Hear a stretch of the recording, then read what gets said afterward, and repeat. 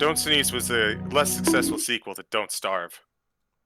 I'm glad that that's the first thing the chat gets without context. No. The context being is that I had to sneeze right before we started, and I couldn't. That's literally it. You missed Everyone nothing. start yelling Hello, at him, everyone. Don't sneeze. Guys, gals, and non-binary pals, welcome to another episode of War of the Shattered Sun. I am your humble dumble master for the evening, and we have a full house. Everyone is here. Yeah. It's like Smash Brothers, except everyone is dying. Things are going terribly wrong. Isn't that right? So who left the percentage on at 999 for this campaign? Don't look at me. Oops. Twirl's hair. Yes, we have the Punkguard Dogs, the CGs, the Joe Mojos, the Wolfstalker 16s, the J Frost 747s, and the Wicked Ritter 97s. Time. GDQ Express is right now. We can make that joke. Yeah. But yes, I believe, without further ado, it is time for test rolls. Go ahead and roll, gamers. Roll for inspiration. You're gonna need it.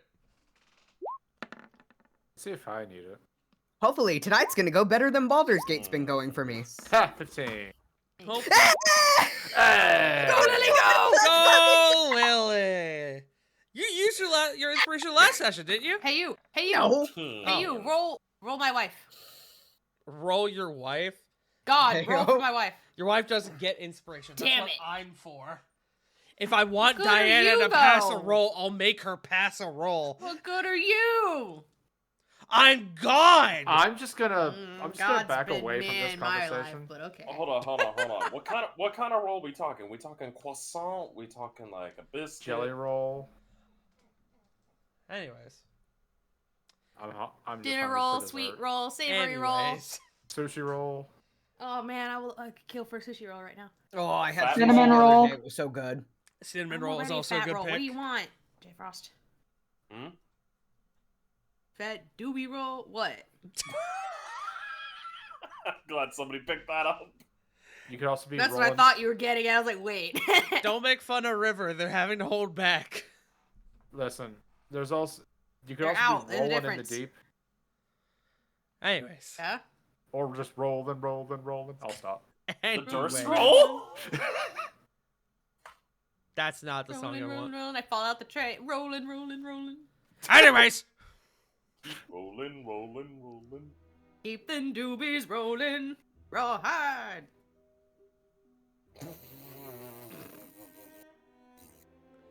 A shattered future. Exilio Regalia having complete... Fucking... Keep down, Chuckle Nuts. Shut up. Exilia Regalia having completed their venture within Drakenheim Manor. I gotta turn up my music just a little bit. There we go, that's better. Having completed their venture within Drakenheim Manor, were awoken by the sounds of fighting within their current safe refuge, the Anima Sanctum, which was currently magically suspended within the Astral Sea.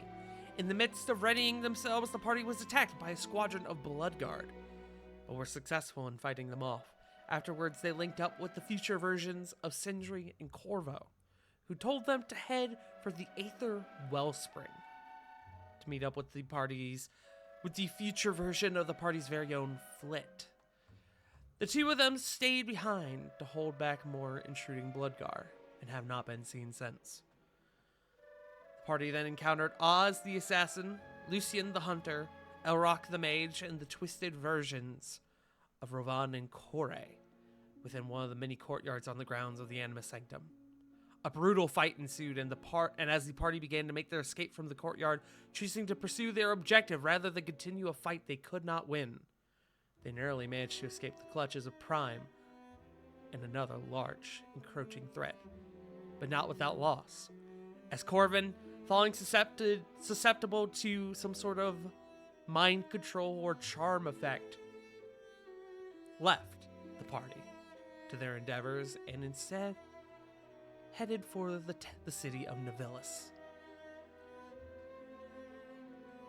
As the party left, allies rushed to their side to hold the enemy back while the party retreated.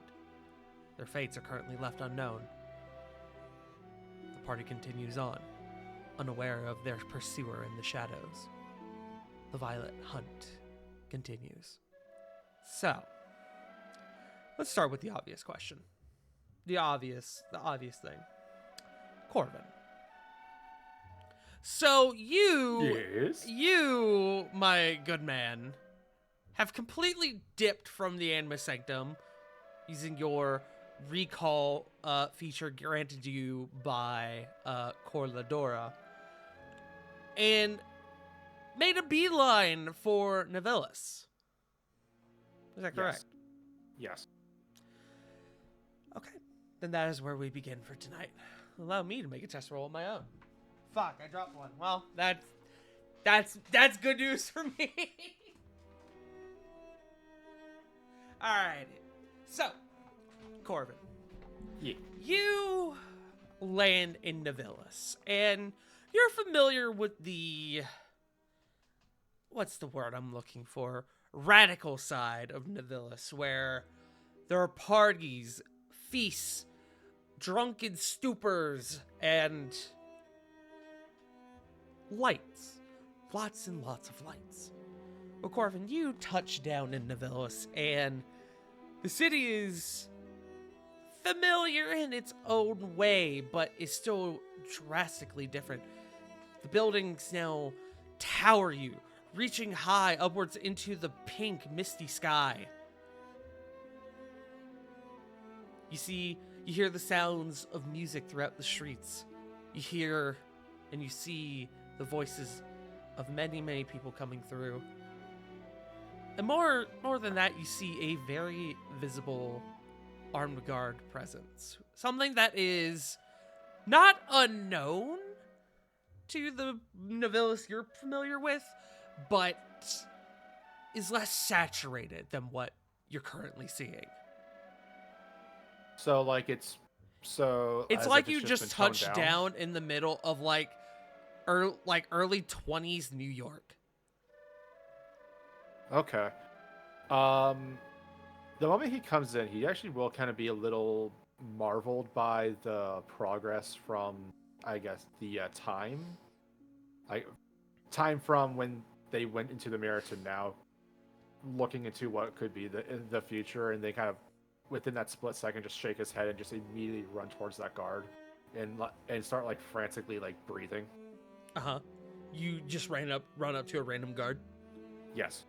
Okay. The guards you run up to are clad in this almost like... it's not quite silver armor, but it's definitely something similar, but there's almost like a twinkle to it, almost that of like glitter or sequins. And as they see you approaching, they kind of hold their hand up and they go, "Whoa, son, where do you think you're going?" Oh, thank the gods! I have read into you. I came with a dire warning from the Premateria plane. We are about to be invaded. I need to speak to Drubilla. I need to speak to whomever is in charge. How loud are you being as you're saying this, Corvin? That's a good question, Mega Man. Because he probably doesn't want to incite a panic in the people, and he's gonna try to keep this conversation private-ish, Okay. as like quiet as he can. Okay. Make me a stealth check then. Okay. Bip. Natural one. That's a total of 8. You begin saying this to the guard, and it quickly becomes apparent that you are being far louder than you are initially intending, as you begin to see sort of out of the corners of your eyes people who are walking by and kind of beginning to turn their heads and look at you in this almost sort of worry. You begin to think as you continue on, and you may be beginning to stir a bit of panic, and the guard eventually goes, "Son, how intoxicated are you?" look into my eyes and see that I am not even close to being intoxicated. I am the most coldest stone sober I have ever been in my life. He kind of looks you up and down, and he kind of stares into your eyes. The guard you're looking at is has a bit of a more tan, almost like orange complexion, and you can see that there is one like lock of hair on the front that is this very pristine, like sky blue color. And he kind of looks you up and down, and he goes, "Do you have an ID, son?" He kind of gestures for you to give it to him. Above game. Is this something that was a part of Nivelle's prior to Nope. the regime change? This is new to you. Cool. Identification. When have we? Like he's like questioning. Sir, I am so sorry. When have we needed identification? Corvin, part what's your of passive here? perception? 15. Okay. You see him kind of look out into the crowd that's not really beginning to build around you, but is becoming more apparent as more and more people have begun to sort of rubberneck your, to them, crazed musings. And you see, as he kind of looks off to the side, that across the way there are two more guards that he makes eye contact with before turning back to you. What's your name, son? I belong to the Alakir family. My name is Corvin. You can't miss them. It's the house with the many children. Like You say the sprawling name out in the hundred. Alakir. You say the name Alakir. And he stops. He was beginning to open up like a notepad to start writing something, and you see that he stops. And he looks back to the two guards across the way. And he sort of does like a small nodding gesture before looking back to you. You're an Alakir, you say? May I insight that? Inside it.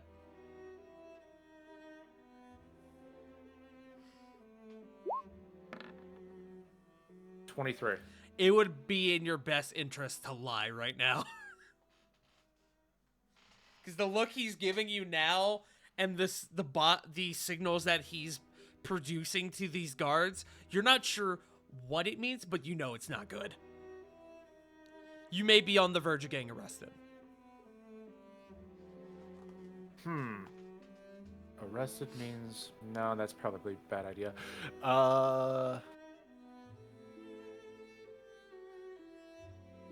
Sorry, I'm trying to think of something. You're good. No. Carnavia. Carnavia is the family. Deception check, disadvantage. I tried to say something that rhymed, but okie dokie. Yeah. The disadvantage is only because you just told him your name. No, you're good. That is 21. 21. That's a 14 on his end.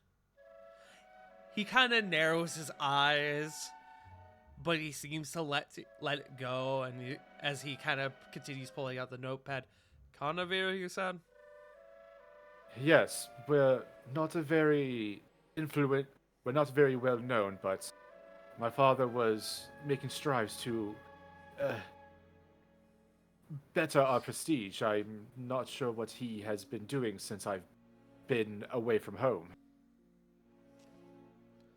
He starts flipping through a few pages of this notebook. And the notebook is kind of refined. You can see that the design on it is fairly eloquent. More eloquent than you would normally see on a Nivellis notebook, which is already in itself quite elegant because that's just how things are here. But you see, as he's kind of flipping through it, you begin to notice, with your passive perception, you begin to notice that's a book of names. And he eventually stops on a page and he starts like tracing his finger through it. And then he looks back up at you. He looks back down at the notebook and he closes it. Well, son, you seem to be in a bit of panic. You sure you're all right? I'm just trying to get this message to the right people. I have been sent by a emissary sorry, let me rephrase. I've been sent here by an ally to the Archfey Drilla.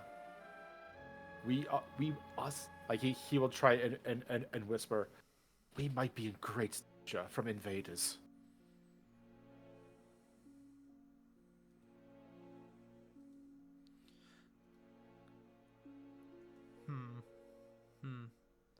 Joe, remind me real quick, because Yeah, I what's up? seem to have. Nope, I found it. Never mind. Ignore me. Sorry, I'm just referencing something in my notes.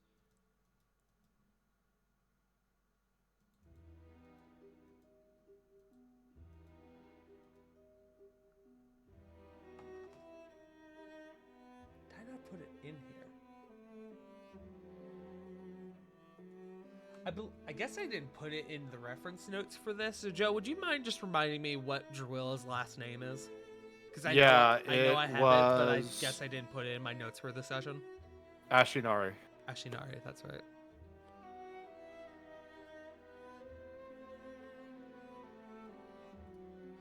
The guard looks to you once again, and he goes, "Well, Mr.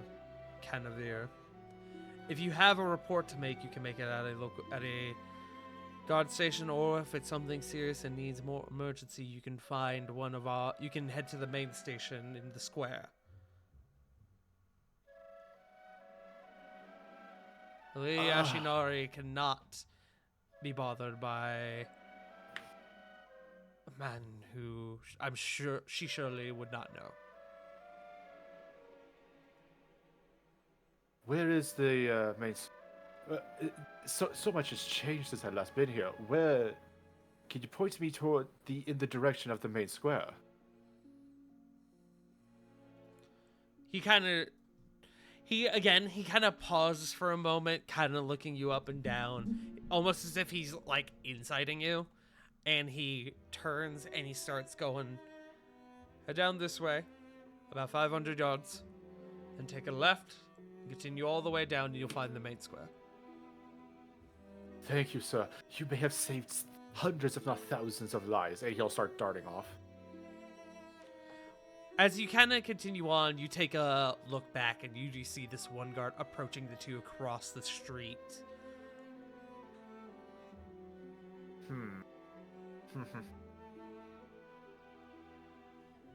Could I? No. Where do I?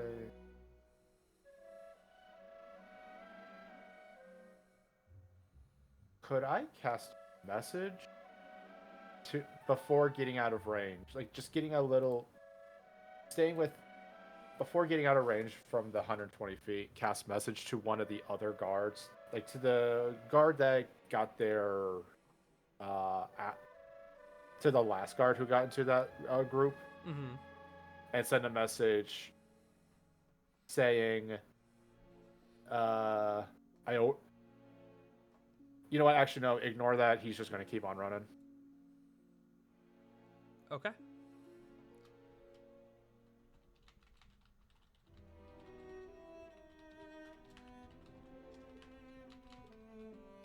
You continue on, and you eventually round the corner outside of the sight of these three guards. And you continue on, and as you do, with your passive perception, as well as your bardic nature, you hear underlining the sound, the heavy sounds and the music of the city streets. You hear a song.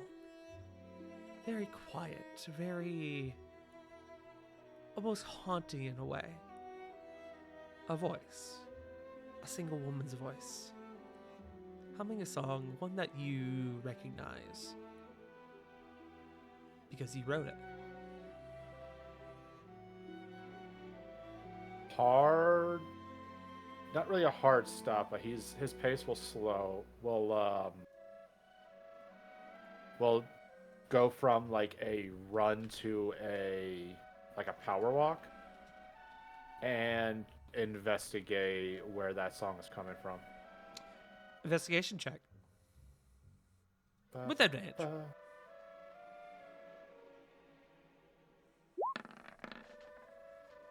21. 21. Yeah. It seems to just be coming from all over. There's no definite source of this song, but it is a song that you recognize.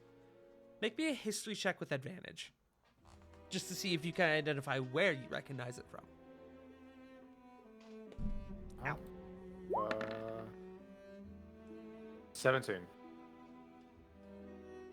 It's your entrance exam song that you wrote to get into school when you were here in Navilus. The one that Druilla helped you write.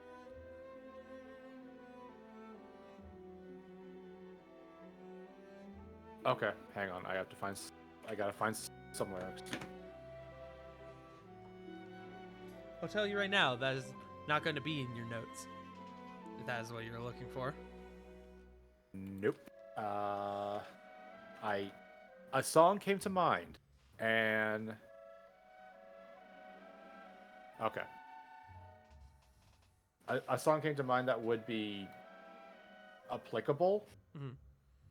And I had to look. So he's definitely going to try and get a little closer. Continue. Nah, you fucking wish.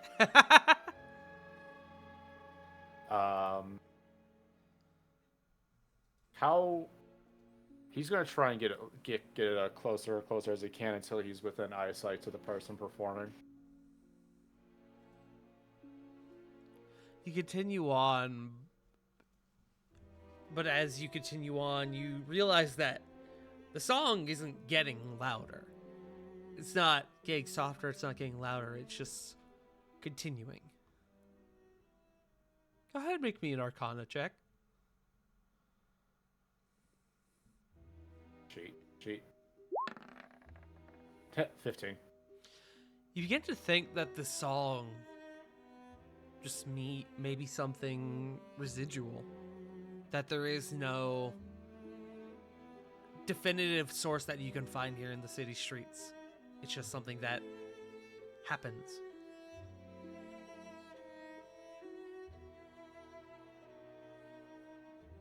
Almost like a background theme, if you will.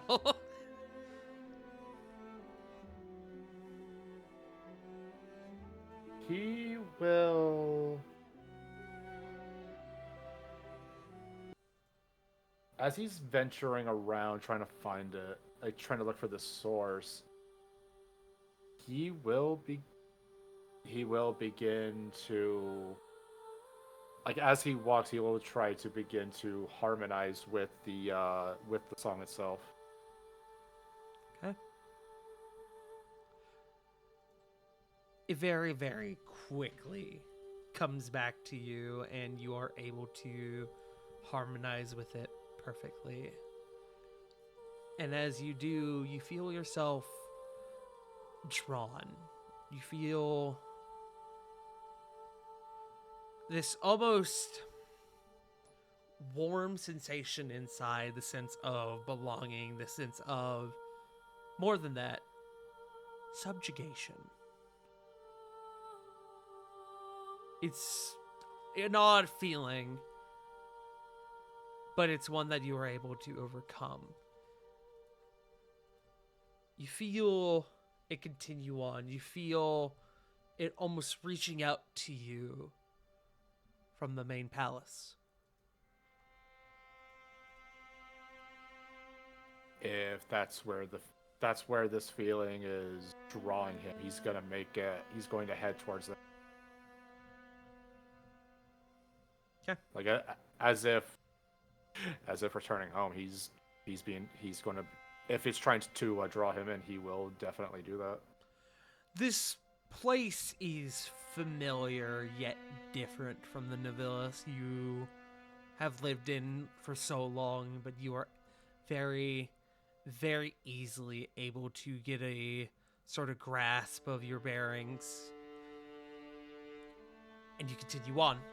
You move forward, and eventually you come across a very tall spire. One that is... If you were to picture, say, like something from Star Wars, just like a huge fucking like straight tower upwards, just covered in fucking lights, like it looks like fucking Coruscant architecture. Okay. It's less of a building and more just there. And Is there any- you feel the song drawing you towards the top.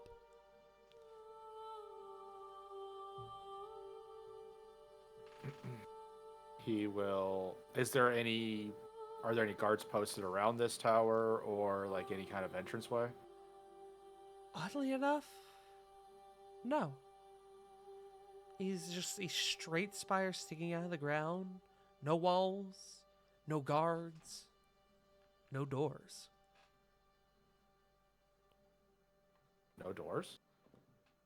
Not from what you're able to currently tell. You may approach and investigate further if you wish. First, he's gonna try and see if there's like any kind of like window or anything. Make me a perception check. Perception. Oh, it's coming. 16. You see,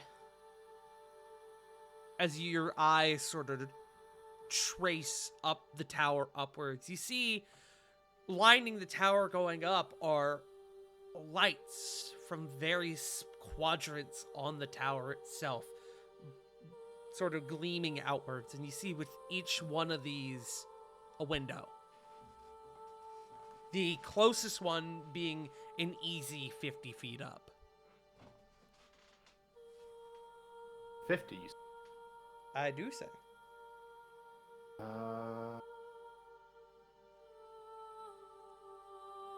Fortunately, that's only 30. He is.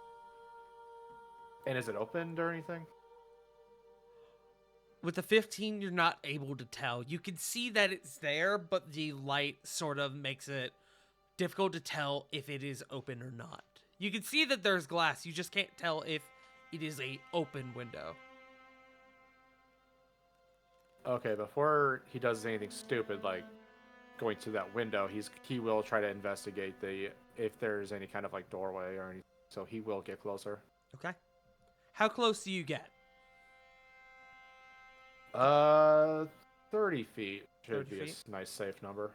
Okay.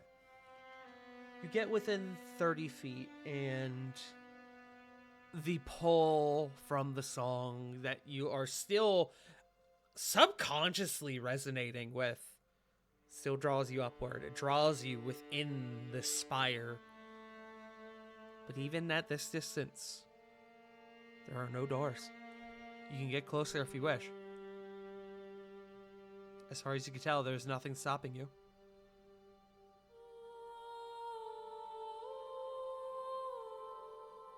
Before he goes anywhere, he's gonna try to out loud sing out, "My loving heart's lost in the dark. For hope I give my everything."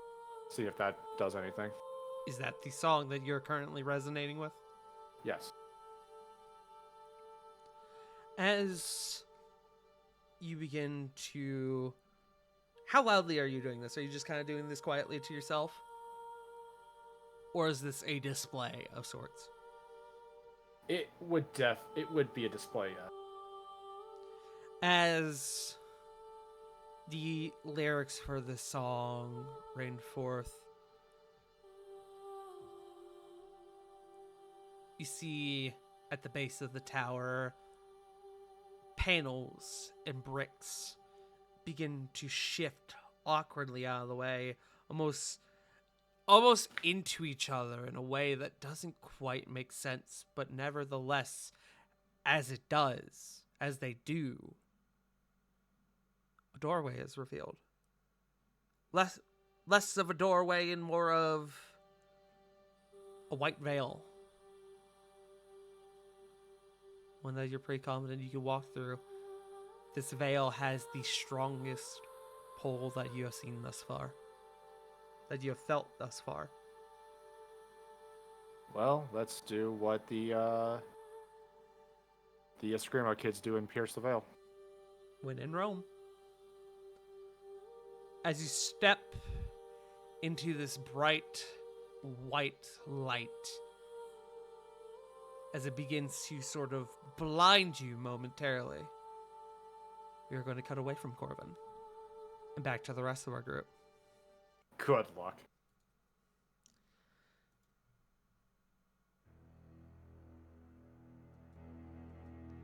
As we cut back to the rest of our party. Oh, that's why everything's so quiet. I turned down my browser. I was wondering why I was having to turn up all my music so loud. Ah. As we cut back to the Animus Sanctum and our party continues moving, running through the corridors. You guys have been running for a couple minutes now, continuing on, narrowly escaping, narrowly avoiding fights and troops as they slither and swerve throughout the corridors. And eventually, as you guys kind of come to a stop for a moment, you all kind of catch your breath. And Diana goes, "Okay, is everyone all right? Flit?" I got hit really hard by Oz. Do you want to say like that, or do you want to get rid of the poison? Do you want to expel it? It'd be better to head that off now. Okay. She will prepare Greater Restoration for if you want to pop out a wild shape.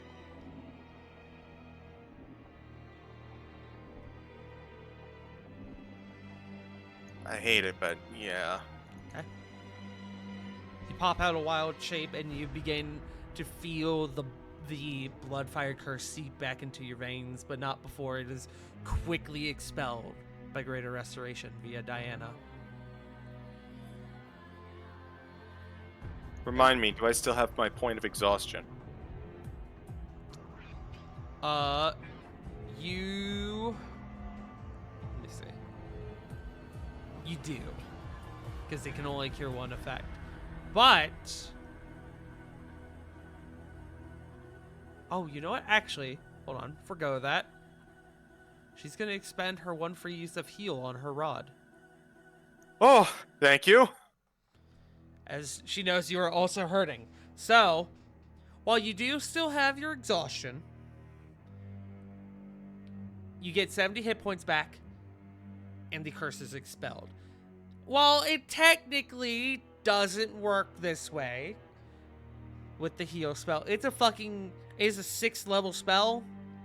It's a higher level of the Greater Restoration. I'm gonna give it to you. Thank you. Yep. Thanks, Diana. We're gonna That heals We're gonna Rob need it. as well.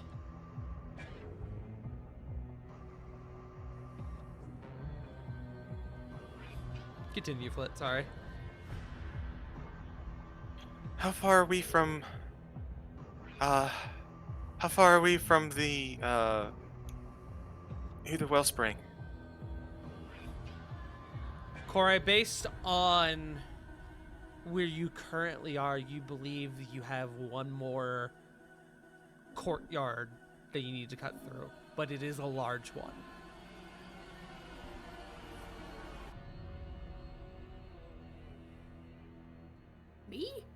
Yes, you. Oh, I got separated? Fuck. No, Tart was just saying that you would know that because, you Yeah. know. Oh, okay, okay. Yeah, you would know that your group is close to the Aether Wellspring, that you have one more large courtyard to cut through, and then the antechamber for it. Not far. Guys, what are we going to do about Corvin? What happened to him? Wait, where is Corvin? You all heard Corvin's last words before you all saw him. Oh, wait, that's right, because some of you had left already. Mm-hmm. Yep.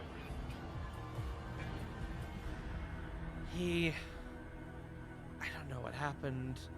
I think Elrock may have got to him some way. I'm not sure, but he mentioned that he was going to go on ahead. But he said this to Elrock as almost as if he was helping him.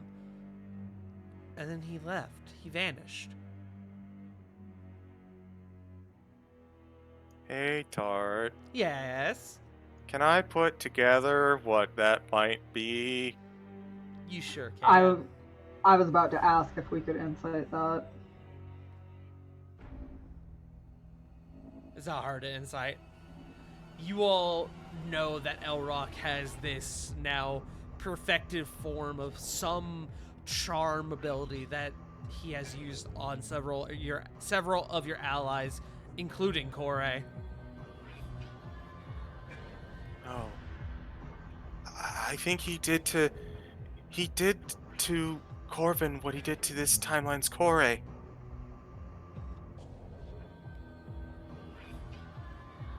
I'm hoping.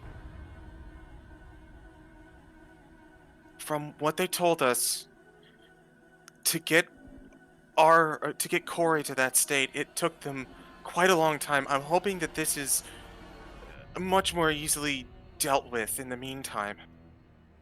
But that means, oh no. There's only one place he could have gone. He said he was going ahead. We have to get there now. Good gods, he's going to warn Jarilla. Yeah, you're right, we need to move. Triple time now. Here, and don't know if this will help, but maybe it'll get us through some of it. I'll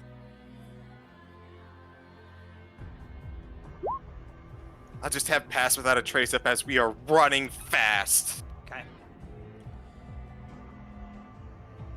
We have to- Flit.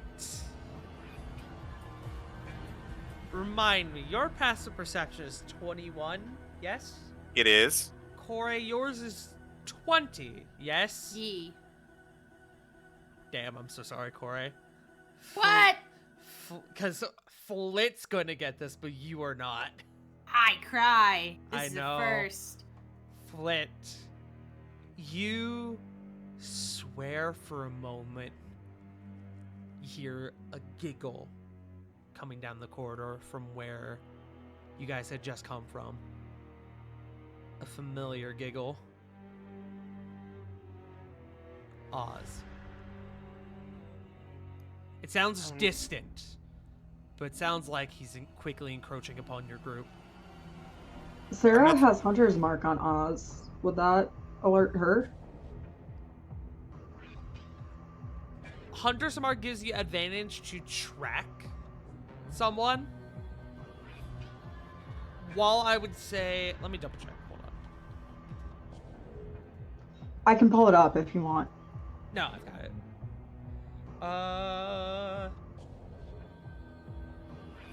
You have advantage on any wisdom, perception, or survival check you make to find it. So you don't know where he is. This is complicated. So you don't know where he is. And you can't technically track him because he's tracking you. So unfortunately, no. just because this is this very awkward set of circumstances. Okay, Beca- be- thanks.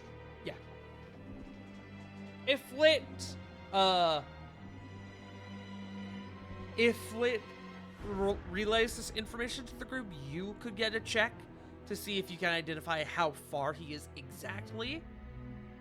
But that would only apply to you. Well, to answer that, Flit goes, Oz is still chasing us. I heard him laughing.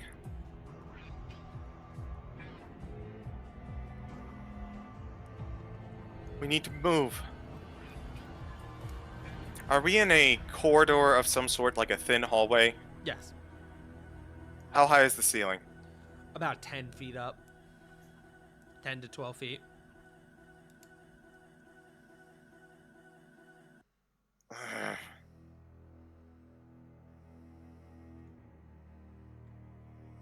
Okay. Here, this won't... Alright, and he's like coming through a doorway down the way, right? You're not sure. Again, the laughter sounded a bit distant, so you think you have a little bit, but you're not sure how long exactly. What kind of check would it be? Perception check for you specifically because of your hunter's mark. You get advantage on it as well.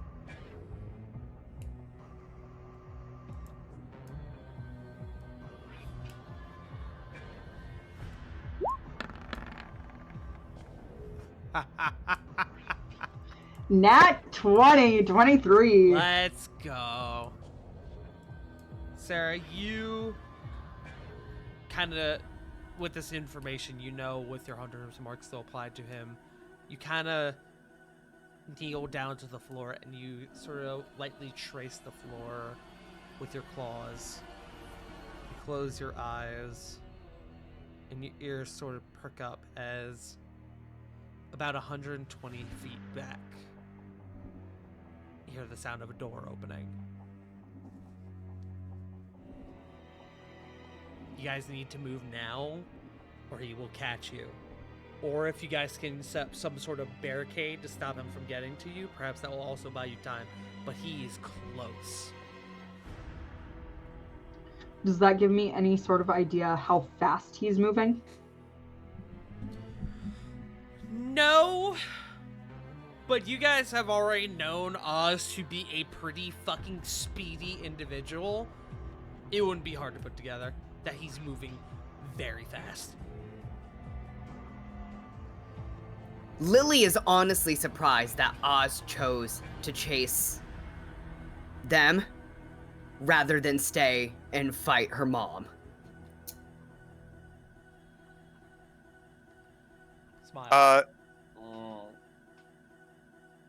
I do above game. Like I got some barriers, but I'm burning through spell slots, guys. I'm gonna be honest, and this is just as a suggestion above game.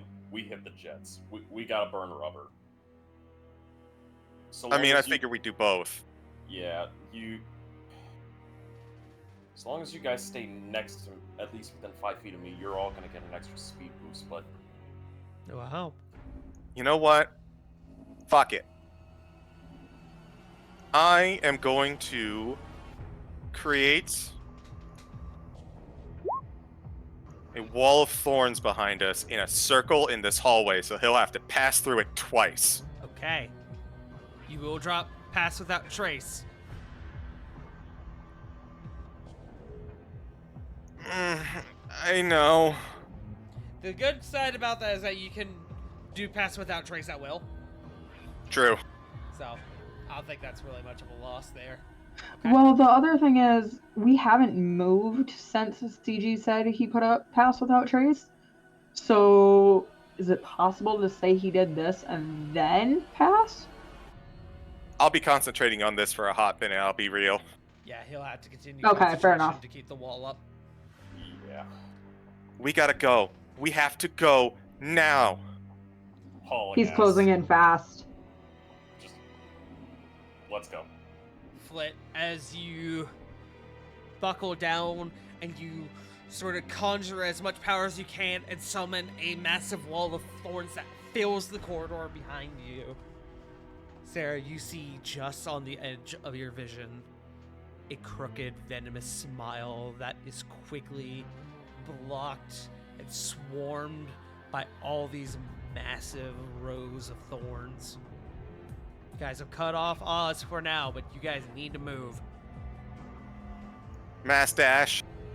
Okay? Mass dash. You guys continue on forward. You run to the best of your ability. Lily, you probably hop on Ravon's back if I were to assume so, right? Probably. I'll pick up anyone who looks like they're gonna fall behind if possible. Who is in front? Probably Corey, right? Because she knows where y'all are going. I'd say so. That I'd sounds say fair. Sarah would Sense? makes sense. I would also say Sarah would stick near the back to keep track of Oz. Okay. Corey, any arguments to you being in front? Nope. Okay. Works for me. You take Them charge. peepers. Yes. You take charge as you continue leading your group forward, and eventually you come to another open doorway. You kick the door open, and you see in the next chamber a series of bodies line the floor in this almost like pre-courtyard area. You can see it is a larger chamber with what appears to have been a fight that broke out. You have two large hallways on each side of you, and then two tall open doorways that lead out into the courtyard you're looking for.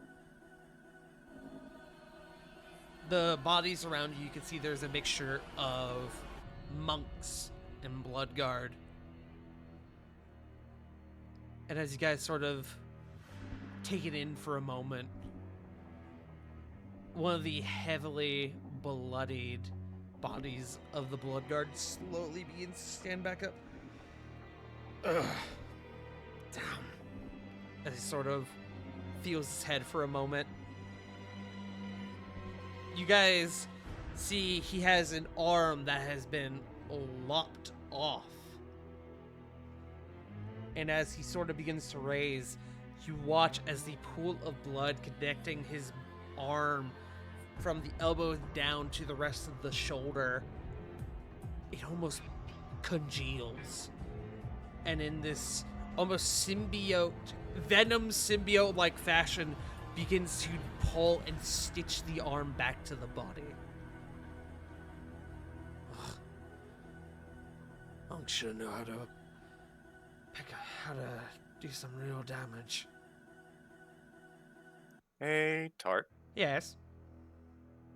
With my, can I figure out get some kind of insight into what the process going on is here, as I'm seeing it in action? Arcana with advantage.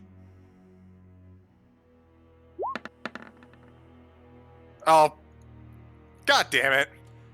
As to what the exact process is, you're not sure, but you recall future Flit, mentioning that the Bloodguard have been infused with some way to where they don't stay down for very long.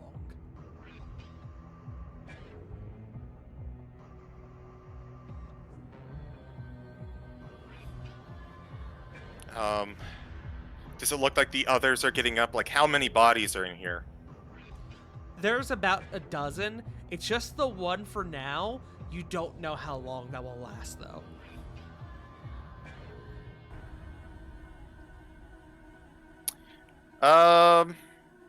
This guy does seem to be getting back up to his feet, though. If y'all wanted to jump him, there's nothing he could do about it. Yeah, I was thinking about produce flaming his butt. It's y'all's decision. Guys? How bad do we want to burn him? I've got a wall of fire, and we could just leave it as we run as well. For You another don't. layer of... As your DM in this scenario, don't burn wall of fire on one guy. You got it. not Well, not guys, this yeah. one fucking grunt. Not that I think Oz is still held by it, but would it take down concentration on Bramble Scramble? No, produce flame's a cantrip, so he's... Yeah, I'm good there.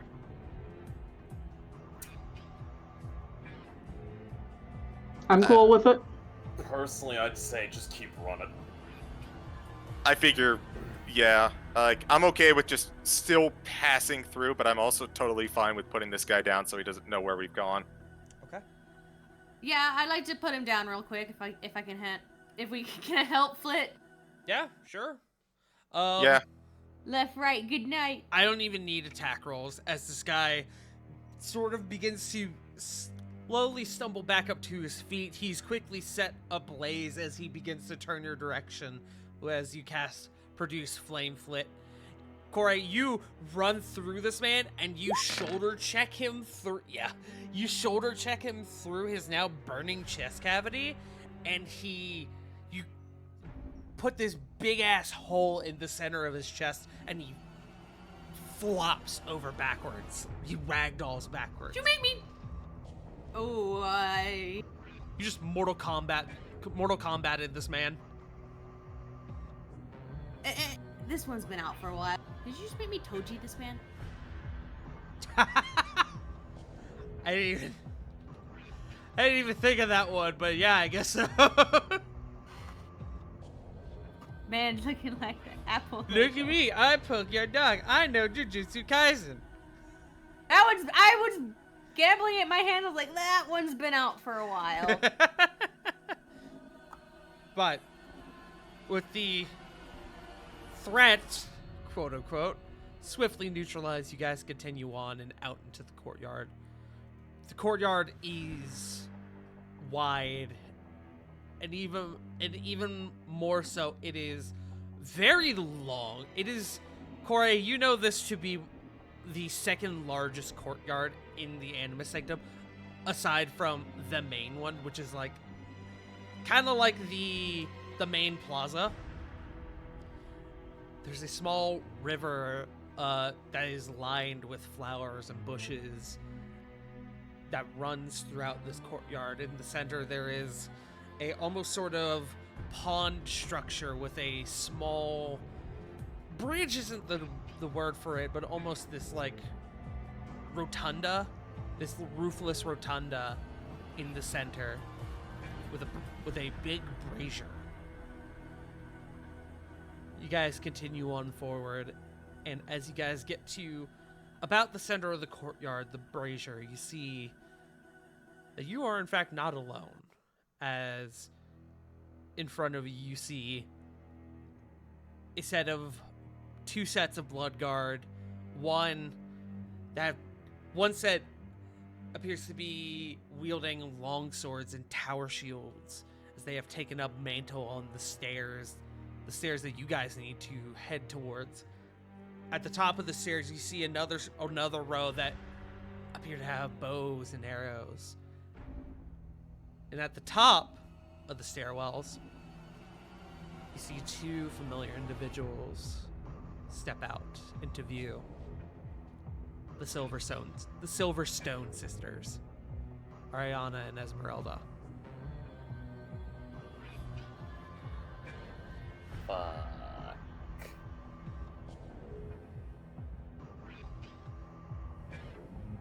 They look like they're protecting the way forward. Seem to be. Ariana calls out, I suggest you surrender. You'll only get the one offer. I suggest you suck our collective asses. I'm not in the mood for being charmed today, thank you. Esmeralda calls out, it will be so much simpler. Perhaps you could even live in this wonderful empire we now serve in together. Every tool has its use. Being someone's dog may be your kink, it ain't mine.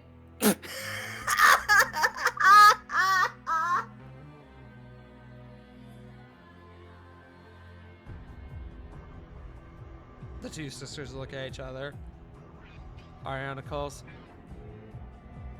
Well, at least we could tell Lord Prime that we tried. Open fire! And we're gonna go to the map and roll initiative.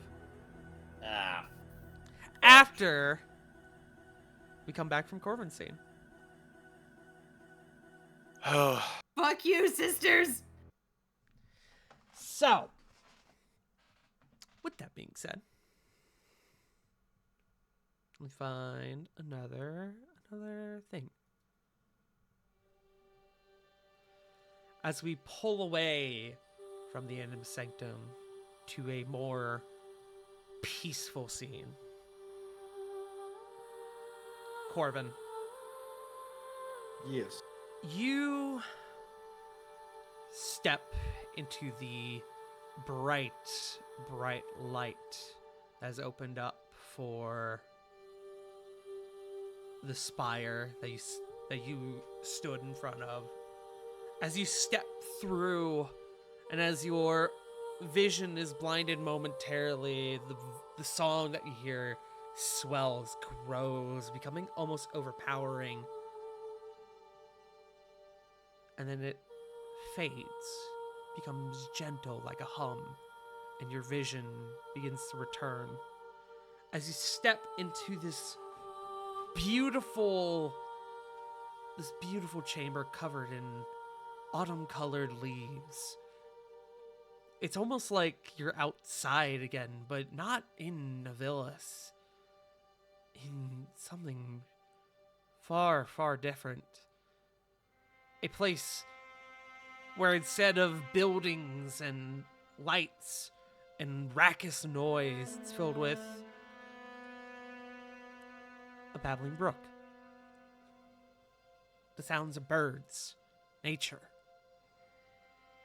You look forward and you see a large tree. Not so large as, say, the umberwood that you've seen in Dry Hollow, but larger none the same. Very sizable. And it is covered in autumn-colored leaves, giving this beautiful red, orange, yellow sort of shade to the environment around you.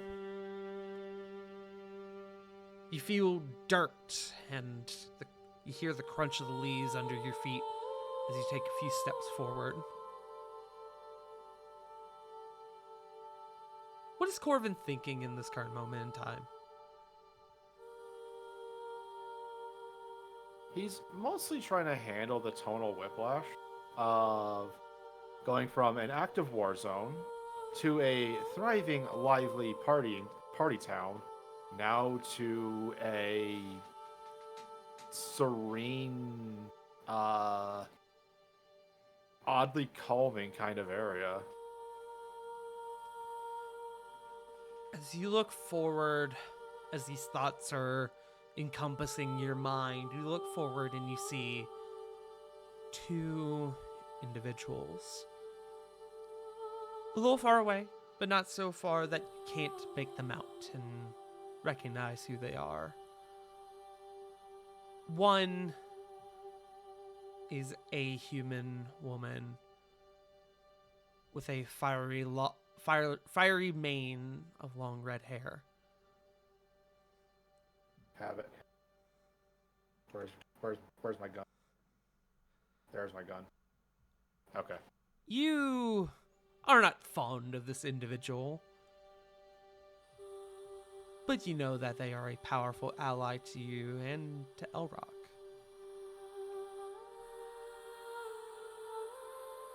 One who, despite your resentment towards them, is not one to underestimate or be trifled with. Especially this version of her that you feel like you know, but you're confident that you haven't met.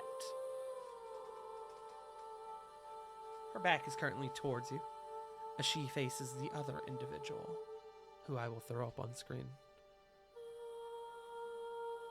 The other individual stands at the base of the tree.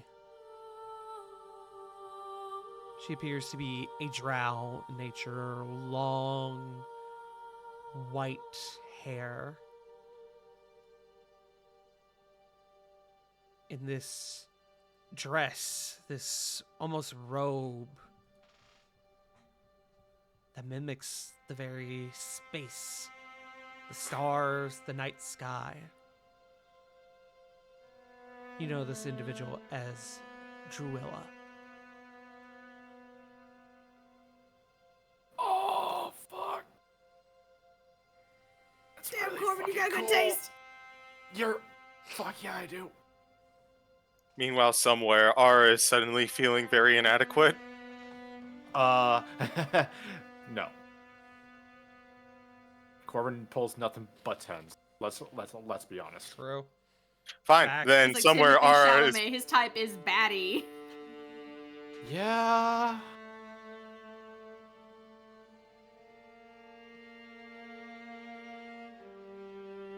You take a few Sorry, this Go ahead.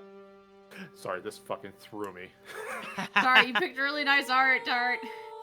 Thanks. Shout out We to got the artist distracted. whose name I don't know, but came up with this sick ass piece, and that I was like, I'm gonna steal this. I grabbed this like months ago. I was very proud of it. You should be. Sorry, I got intimidated by the beauty. Okay, you were saying. As you continue to slowly walk forward, and you feel this,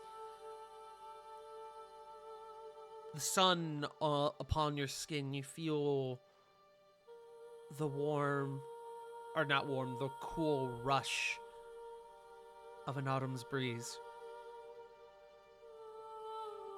You feel this transfiguration come over you, one that you aren't quite prepared for or expecting. Corvin, your season is going to change from, I believe it's summer or spring currently, It is winter. is winter. Your season is going to change from winter to fall. Oh, okie dokie. For those, it's been a hot minute since he's been in autumn. So, for the audience's, for everyone's point of view, like with the spring, his hair goes from that black base towards the top to a shade of red into a orange towards the tips.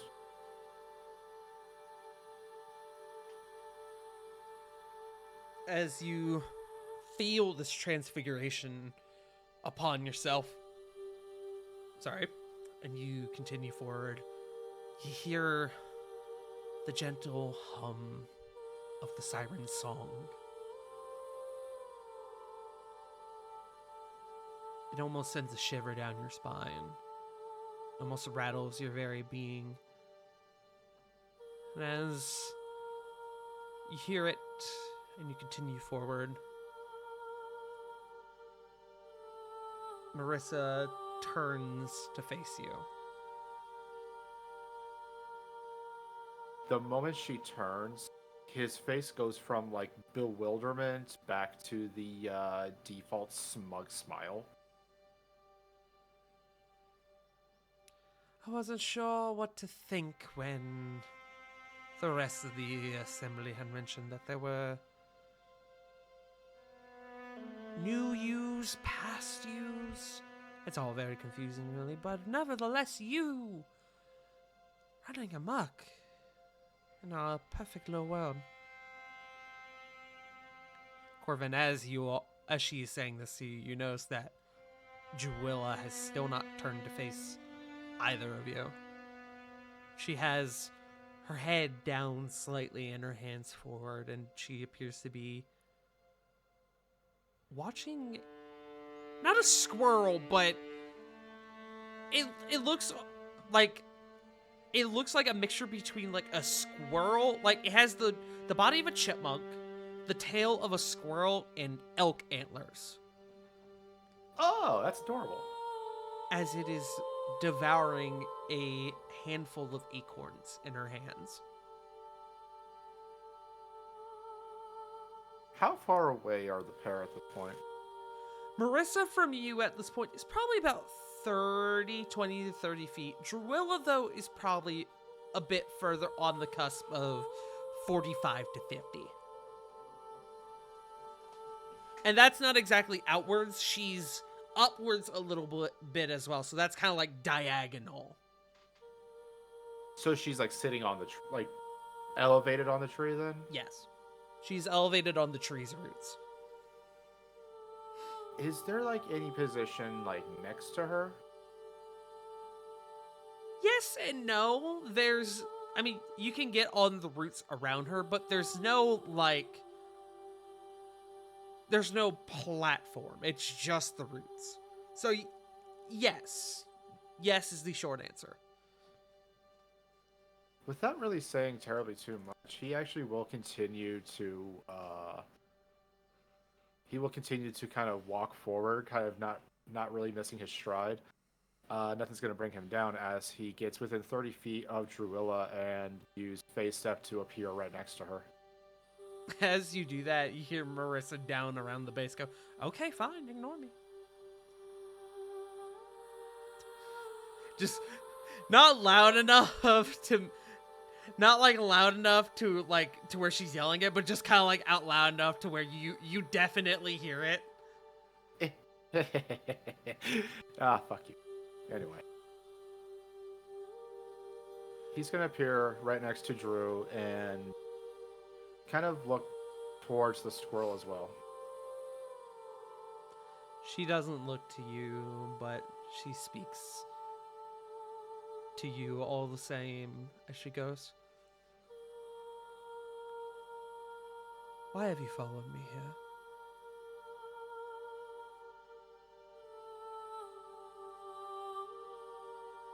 He takes a moment to kind of think about that. Corbin, as these thoughts kind of cross your mind, with your passive perception, you do see an amulet around her neck. One that matches the description. As well as, if I remember correctly, you've had a visual representation of it. One that definitely appears to be Corladora's amulet.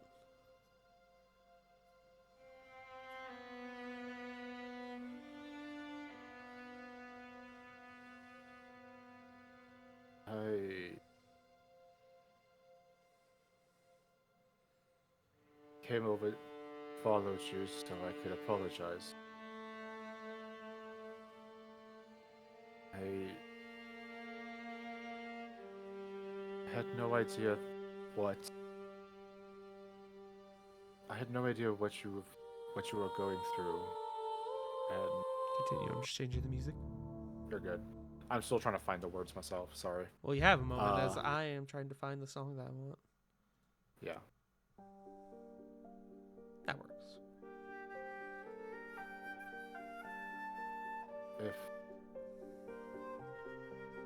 I'm also sorry. I also wanted to tell you that I was sorry about all of this resentment and anger that I assigned to you after I got removed from my plane of existence, my home, and everything that I thought I wanted. But I could not imagine what she put you through.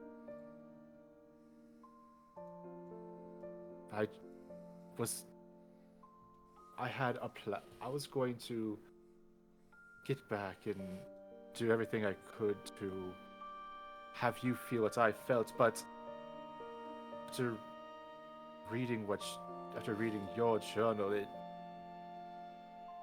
you have been suffering for far longer than I could even imagine, and I could not even fathom it. Drew, I am so sorry. I know. I've always known. But nevertheless, I know she sent you here. Or at least, it's an educated guess.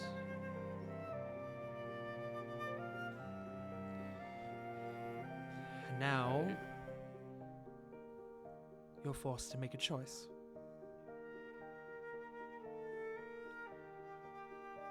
Return to her empty-handed and fail the pact that I'm sure she has put you through. Or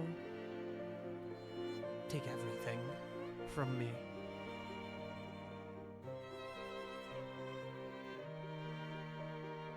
But is this what you've always wanted, though?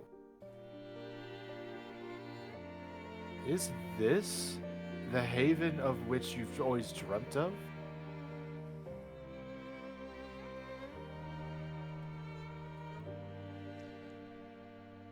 A smile sort of creeps across her face as the rodent in front of her begins to devour its final acorn. At first, I didn't believe it either. I didn't understand it. But then I remembered the mirror's purpose.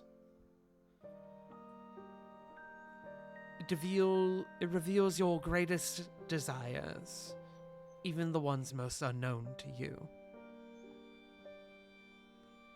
This is a world where I have everything, and more than that, I am everything. Yet why are you still feeling like you're missing something?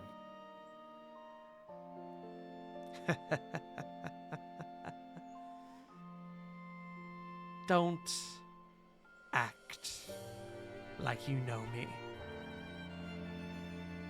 Not I do. after this long.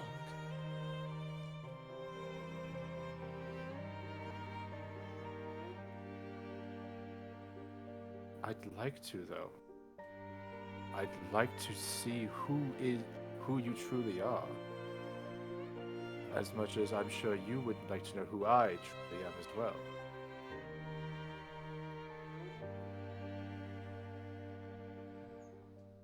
We have both been playing parts since childhood. Trying to be who they wanted us to be. Not ourselves. Not living as we would want, just what they think we should be. We never had a moment to live, despite how lively our home is. I want to get to know the true Druilla Ashinari. She, as you say her name, there is an abrupt shift as she grasps the creature in front of her, crushing it. Your honeyed words do not affect me here, Corvin Alakir. And Corvin, your season is going to change back to winter as the warm feeling in this room drastically changes. This tree, in a moment, dies. The ground around you now, rather than covered in autumn flowers, is now covered in snow.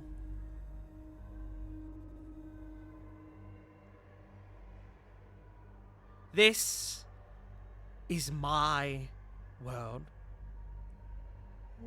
Whatever you might say, however you might feel, it is a world that I have come to love. And I will not let you take it from me. If you have business here, you may present it. Then why can't we make Then why can't we make this? If this is a world that you've come to love, why can't we just go back and change our home for the better? You think I want to go back?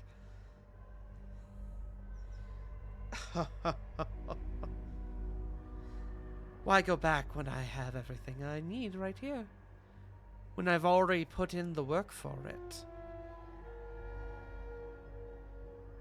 You have knowledge of the future, as well as knowledge of how to get it done quicker, faster. You can get this done in no time at all.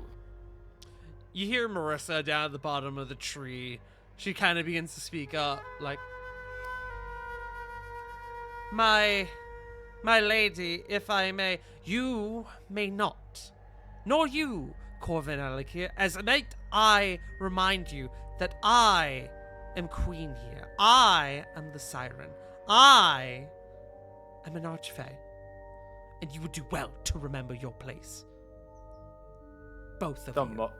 The moment she shuts up Marissa, Corvin does like a little snicker, but he'll kind of just go back to looking towards Drew. Then, my lady, why don't we just end this whole charade? Return and just...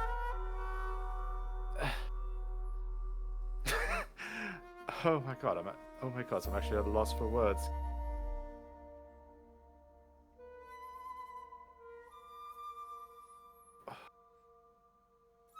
I've done it. I've done the one thing I never could do in that other cursed world. I put Corvin Alikir at a loss for words. I think my business with the both of you is done. You may both leave. Leave me to my musings. If you have business to conduct with each other, you may, but you will both leave my presence.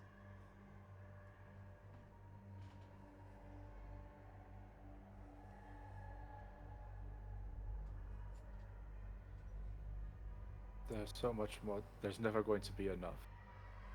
As he says as he just kind of walks off. Marissa simply says, "As you wish, Your Grace. I will be on the lower floors if you require me again." And the two of you walk, not necessarily side by side, but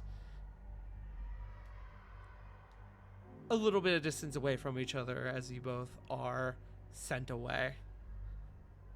And the further you two get from Jewel, the snow begins to melt once more and return to spring. Does my season change just to spring as well? It does. Cool. The tree becomes coated in cherry blossoms, and more flowers begin to sprout.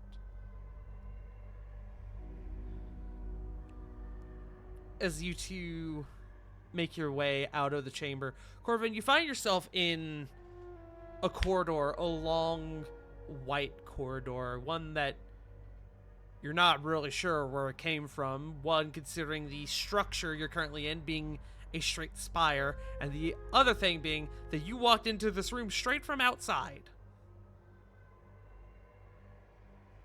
Marissa turns to you and goes, "Well, that went well."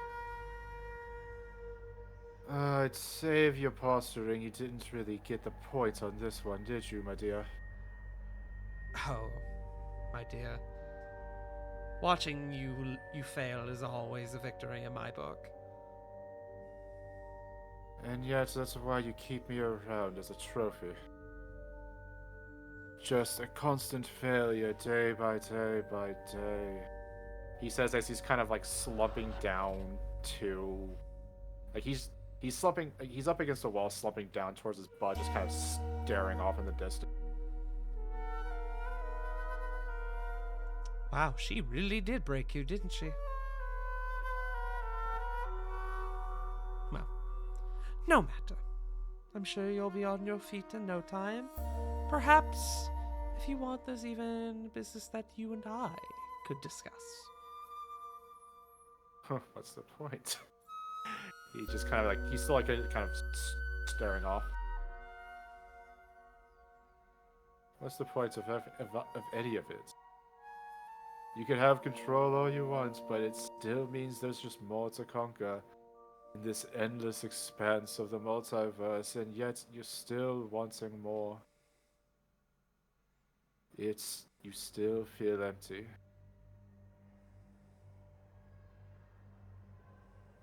It's almost like he's not really talking to her. He's just musing. Why do I bother? Nothing I do ever comes to any kind of fruition. Why do I even try anymore?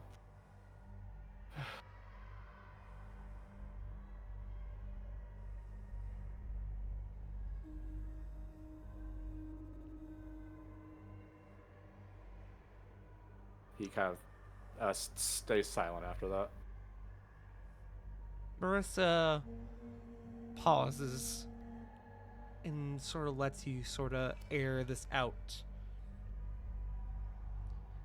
And the only thing she says before turning and leaving is, because you are Corvin Alakia, and that is what you do.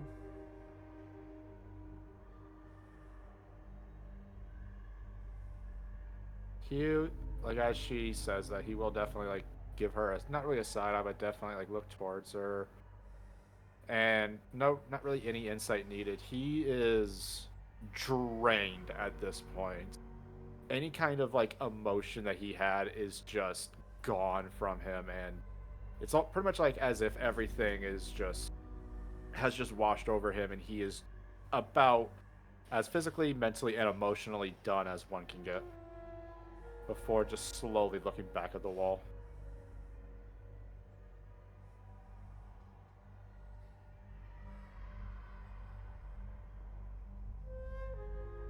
You sit there for who knows how long, Corvin. In the quiet, in this bright white hallway, the door to Jarilla's chamber sits next to you, but as of this moment, you can't bring yourself to go back in. The woman that you remember, the woman that you had initially fell in love with oh so long ago, that is not her. You're not sure who she is. You sit there and you ponder and you wait for something, anything. And as you wait, you're going to cut away. And when we come back, our party has some initiative to roll. Yay! Yay! Yeah. Yeah. Hey, Joe. Good shit, my dude. Thank you. That was fucking solid, man.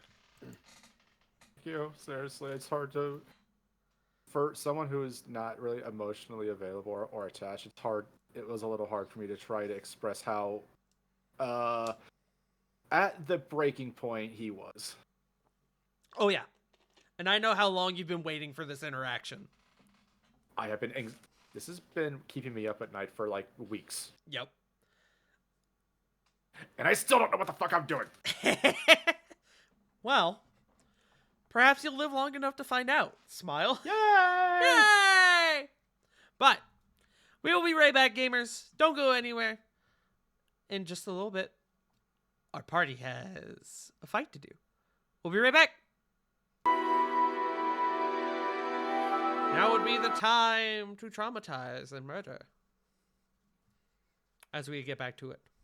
So, gang, I believe we have some business to handle.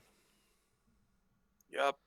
As our party has got into a bit of a sticky wicket, and we I'm going to swap over to the map, and we're going to roll initiative.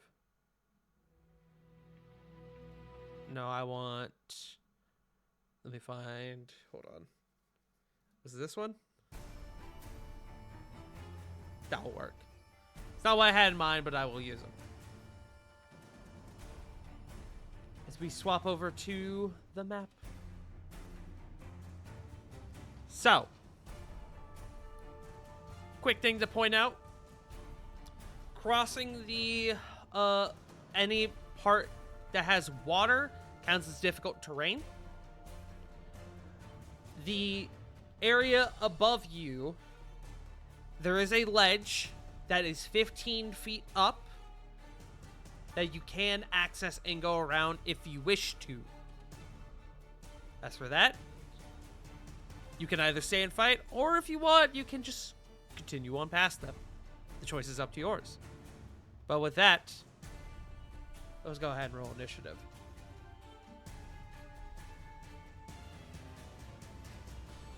And Oh, good roll. good roll.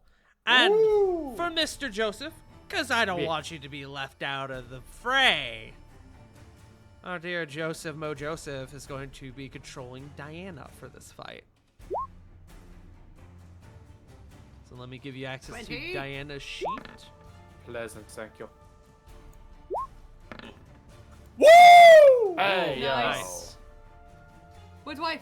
Woodwife roll! Wife hasn't rolled yet. What roll for wife? I'm rolling! You should have access to the sheet. Well, I don't have access to her token, though. Keep her alive! That's For fine. the safety of everyone, keep her alive! Let me do that. I will not kill the Pope. No, meaning if the Pope dies, Corey will unleash hell upon this earth. Yes, can you control it now? Yes, I can. Wow, you are not She is kidding my about her. Netherese orb. If she dies, you're all fucked. I'm not kidding about her what? Oh no! What did I just say? Oh no! And the curse rides on, baby. Alright, TPK, and it will be at the hands of Corey. Diana, we're going last in initiative once again. And now Keep one, the wheel tradition. turning. As per tradition. You This couldn't isn't- be with me in initiative, so you had to do that one, huh? But, This isn't well, listen, real. This is woe. This is woe. I am in Christ. woe. What did I think I have Suffering. wheel this time. Yes. So, real quick, Joe, you do have control of her token? Follow, take the wheel. Yeah, I got it. Okay, cool. Hey, Lily, I'm so sorry. So Lily goes first again. You know what? At this point, I did it to myself. You did by taking the alert feature. Yeah, but I don't fucking regret it. It helps. I can't get spooked. correct. Very useful when you have an assassin as a bloodsworn enemy. No, You mean as a fucking stalker? no Alright. spooky. Let me roll. Bloodsworn enemy some- stalker. Let me roll some No s- initiatives here. He wears Bloodborne? many hats. He looks terrible in all of them. Also, not to create more anxiety. Oz is still following, though. I know! Yeah. Don't He needs worry. all the hats he can get to cover that bitch ass head. Dirt. You ever Don't think he worry, just we'll wa- get to that. That forehead's the size of Texas. You ever think he just wears a trilby and says "Me target"? Soy target! Alana with a 21. You're welcome, Joe. Estoy en target. Estoy targeto. Target. Don't know it. Where's Los Targato? Puedo ir el targeto en el baño. Estoy en objetivo. Donde está la Esmeralda. biblioteca? A 15. Where is the target bathroom? The archers. That one just said target. Because it's a brand name. Shout out to the train passing on through. The Hey, archers yo. with what is that? That is a. What the fuck are their stat blocks? Shout out to the fucking train! There it is. We can't hear it. +2. Hey now, no But it swearing still about my is the dad. bane of their- It's fairly loud. I It's mean, just somehow not loud enough to be picked up. The guards with doesn't a help that- 13. it doesn't help that 2 members of the Soul Train are here. Represent. Hell yeah. Oh wow, that's thematic. Oh, Diana. Well, You just want Corey to turn to heel turn, huh? good news. She already has. Good news. No, no! Not this one. The Not shield, main the one. tower shield guards rolled a nat 1. The bad news, Hooray! they have a higher dex mod than Diana does. Yay. Oh. So, with that being said, we begin the initiative. Lily, you are up. Rovan, you are on deck. All right. Lily is still going through the mindset of we probably just need to fucking keep going, and hasn't really been told otherwise. You said that this wall up here is like 15 feet up, right? There is a set of platforms above you that are 15 feet up, yes.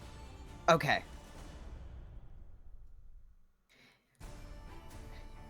Is the stairs the only way to access the platform, or? Unless you have a way to jump to go up 15 feet. Isn't Lily still on Rovan's back? Not for this. Not for the sake of initiative. Aw. No, he probably would have set me down. Honestly, I feel like you would more the moment you saw a fight, you would jump off. Lily do like an acrobatic jump off. But yeah, so you have these stairs in front of you. You have a set of stairs way back behind you. And then you have up here and up here that you can get to if you can traverse 15 feet up. But the stairs are the traditional way to get up there.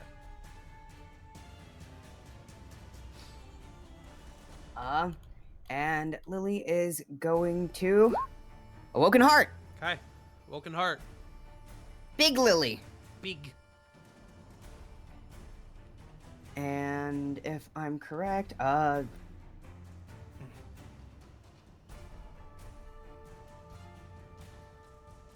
yeah. Lily is just gonna use Dandelion's distance ability and try to just hit the one straight in front of her. It should be, it can go up to 60 feet. Okay. Roll it.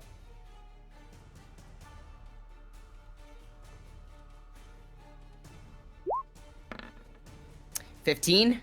15 does not hit as the tower shield holds strong as the bolt connects into it.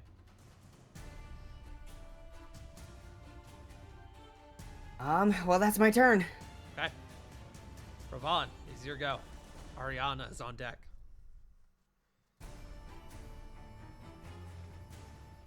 Oh boy. Normally I'd be tempted to pull out the old whoosh, but I got another idea. Uh-huh. I'm using haste. Okay. Haste is enabled.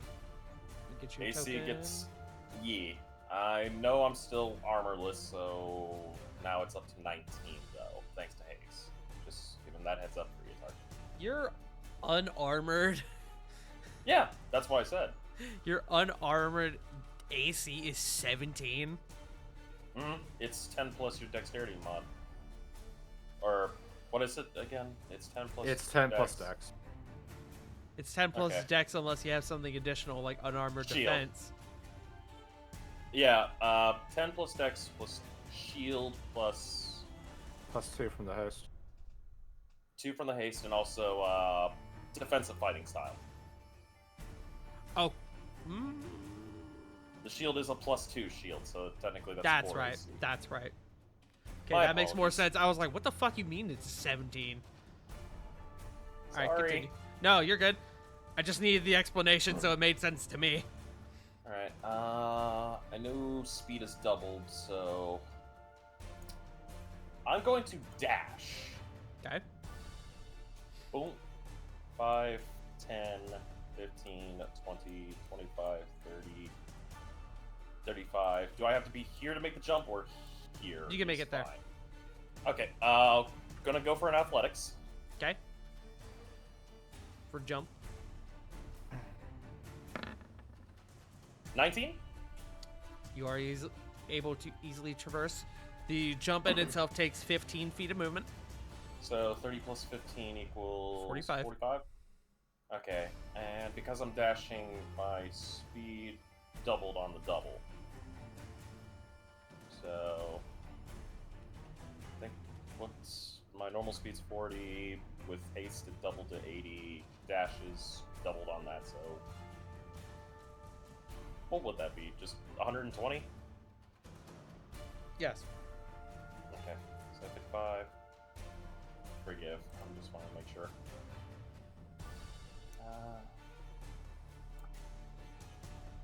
So you could get. So it's 70 feet there. That will bring you up to 115.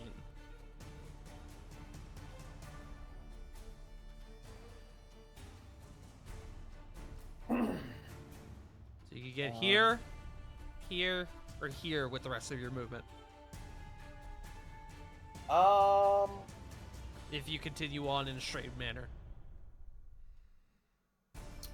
And we're in these 6 squares. So, weirdly enough, I do have one question to ask. Okay. I know I'm 15 feet above where the ground level is. These Uh-huh. guys up here are top floor. Yeah, Yes, so They are on your level. But would I have a little bit of partial cover with this? With the railing? No. It is a very low railing. Got it. So if that's the Otherwise, case... it would be more of an obstacle for you to traverse over.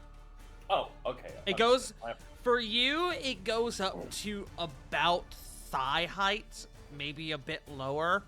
For someone okay. like Lily, it could be count. It could count as half cover. Okay. No, that's all good.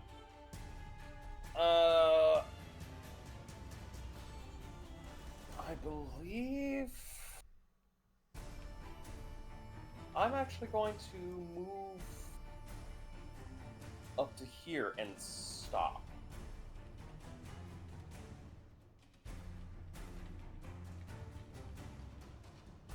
And I really... let me double check just one quick thing. My apologies. I'm so sorry.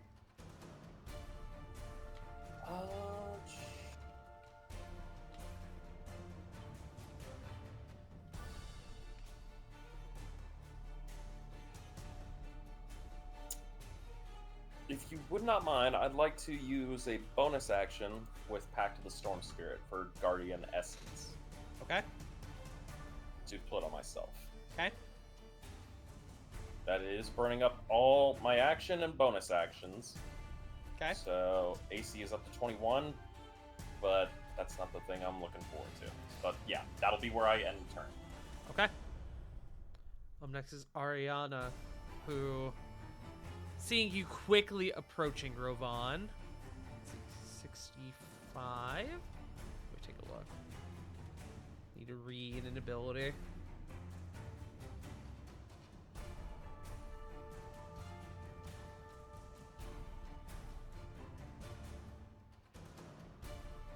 Perfect. You see as she draws her blade, which is this sickly looking longsword that you recognize from the previous times you fought her. Except now it is coated in this it is almost leaking this black and red mist. And as she draws it, a set of wings form behind her. Black like raven wings. And she leaps into the air and crashes down in front of you. Now she brings her blade down upon you. I need to know, as I drop my die,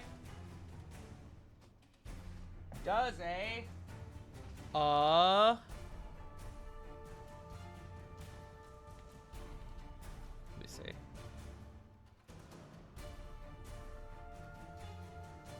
That is a 22 to hit. A 22 will hit. Okay. I'm gonna roll all these attacks and you tell me what hits and what doesn't. Of course. That is 21. 21. Matches the AC. Perfect. Good for me. Bad for you. That is a 29. That is also a 29. All full roll hits. Okay. Give me a second. I'm sorry for what I'm about to do to you. It's all right. I will say two things. I will use a Stone's Endurance for the reaction, You and I best. know I'm gonna have to make some Constitution saves. Yes. So, first one.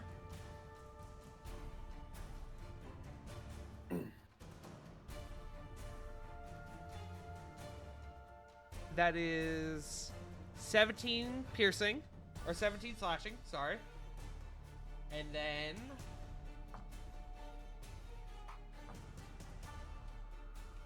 $16 necrotic. Okay. So go ahead and make me your first concentration save. Of course. Guardian Essence will give me advantage on concentration check. It do. You're looking to beat a... What is that? 16, I believe? I'm not sure actually. What is? How do you calculate the constancy? Half damage. That's okay. the DC is half damage that you take. Yes. Okay.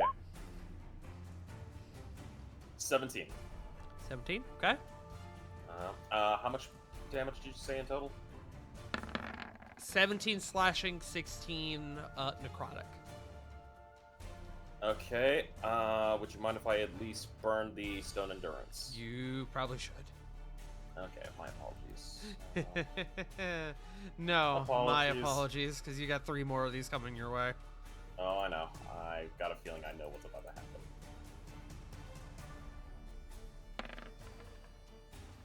Oh, 11. That's good. That's very good. Okay. Second one is 13 slashing. 4. Oh wait, hold on. Sorry. Garbage rolls on the second necrotic damage. 7 necrotic. Okay. So give me another Constitution roll, which I believe is still 10.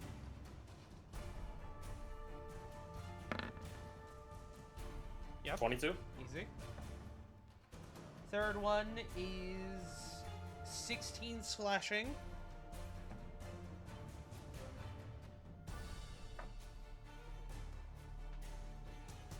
$12 necrotic. So you need to be to 14. Don't even bother. I'm down. Okay.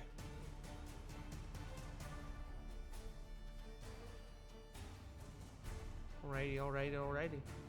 So, then, as she unleashes as she comes down upon you, Rovan, you go to parry with Raikiri, and you are just short, as she is just a little faster than you, and the blade strikes across your chest, erupting this almost wave of necrotic energy, this force outwards. You feel slashes come and strike across your body, but she doesn't move, and you drop to the floor. Ravon is down. And for good measure, she's going to use that last attack. She stands up, and she just takes the blade and jams it into your side. That is going to be 2 death fails. Understood. With that, That is going to be her turn. Kore, Flit, you're on deck.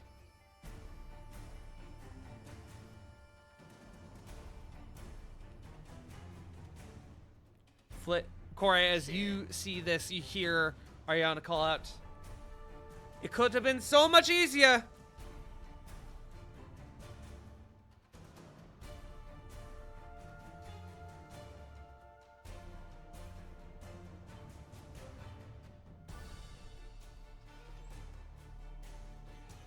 Correct. You know the easiest route was you staying in the ground. Damn. Where- They disrespected you by bringing you back. Yeah. True. Above game, true. Or maybe mad at them, but she's not telling them lies. Stop me when I'm telling lies. It is your turn. Yeah, I'm just mapping it out. Sorry. You're good. This really makes me mad. Because I have a bonus action spell, but he can't do that and another leveled spell. Ah. I'm limited. Hi, Nug. You have limited power! Does there seem to be a okay, so different icons. Sorry, I'm trying to scroll in. Some look like melee, some look like ranged. Yes. The guys up top have bows and arrows. These guys have tower shields and long swords.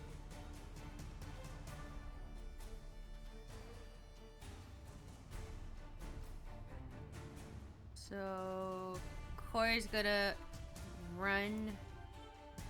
Sorry, it's hard to do with my push to talk.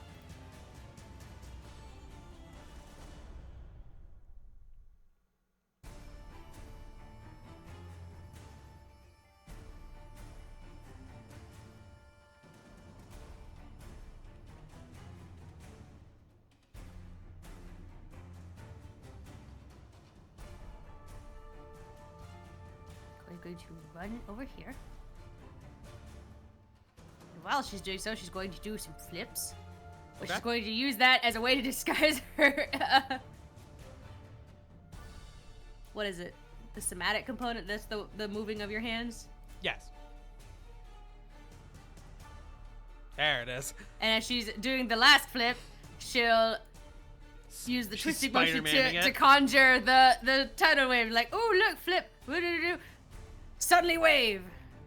You're Spider-Manning it. I respect it. So just for my clarification, you're jumping up here, yes? Yeah. Okay, make me an acrobatics check.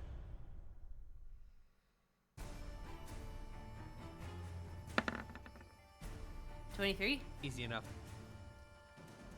Okay, Nice. so map this tidal wave out for me, Corey.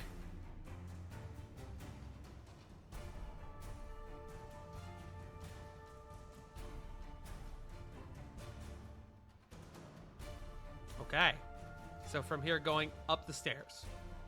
Yeah. Okay. So, give me one sec. So it is 10 feet wide, 30 feet long, 10 feet, 20, 30, 10 feet tall.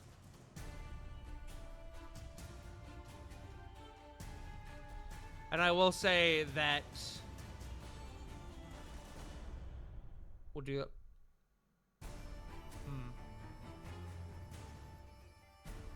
So you'll need to either do it like this. Wait, hold on.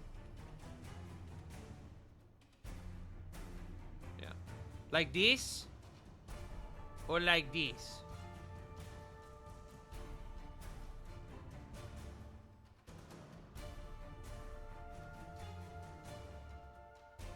If you want to. If you did it like this, I would count this guy as still being partially in it.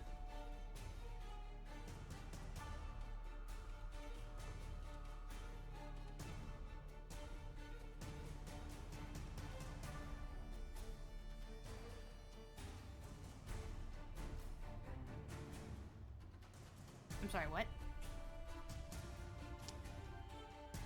If you want to do it, if you want to do this, you can do it like this. Or like this. And I was saying that if you did like this, I would count this guy as being partially inside of it.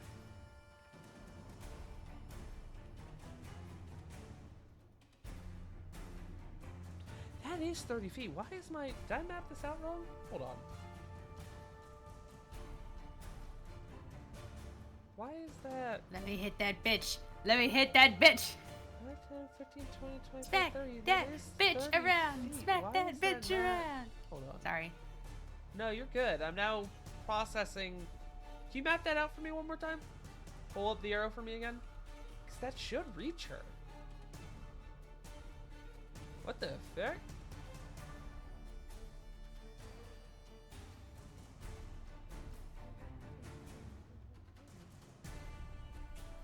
What the fuck? Oh, I know why. Hold on. I think I know why.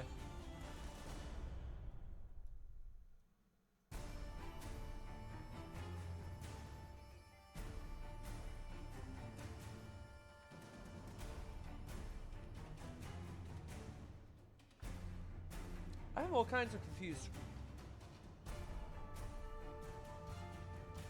Because your arrow is definitely going 30 feet, but this shape is not going that 30 feet. It doesn't have to be like 1-to-1. Yeah. We'll say it goes forward. Here, hold on. Oh, that's why. Because the... Okay. It's because I have it where it stops on the lines for the blocks, and the arrow starts in the center of a block. Okay, that's just weird. But yeah, I will give it to you. So you'll get... Hold on. So you'll get these two guys on the end, these two guys, and then her. If that makes sense. Sorry that took so long to make out. So... Each one must make a dex saving throw, so we'll start with the two guys at the bottom. They both fail.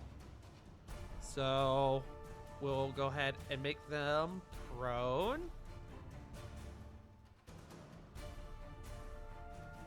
These two guys up here. Dex saves. They both pass, because one got a 19 and the other got a nat 20. And Esmeralda with that's a 15. She fails.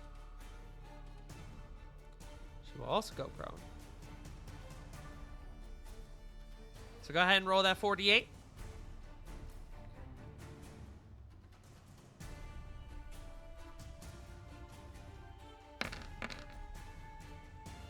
Quinn. Not a bad roll. So... Oh, I didn't put their fucking... That's what I forgot to do. I forgot to put their health on their tokens. That's fine.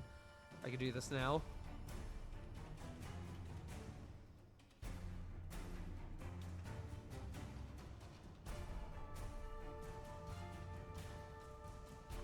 So... Bingus. Bingus. Okay. And then she takes 20. And now I can put a new shape up, as now this stairwell is covered in water. As the water begins to spread out amongst the stairwell. Hold on, I'm just making the shape. Can I change it? Hold on. Bingus. There we go. So that entire spot is wet now.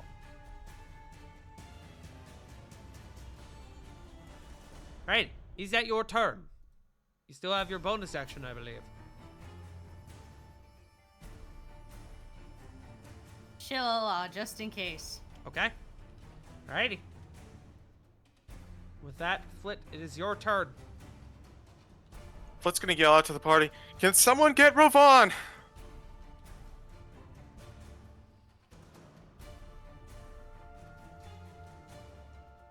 Does anyone respond? I could try. Stares at the life cleric. who disappeared because their cat stepped on their computer? Yes, that is a good point. That is a good point. I did forget that. Okay, when Joe comes back, presumably Diana would do it, but so we will inform Joe when he comes back. Okay, then. So Diana will call out, "I've got him!" All right.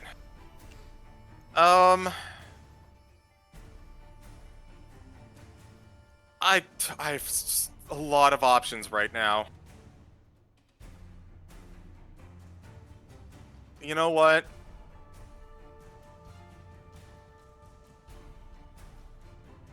I need the line tool. Uh-oh.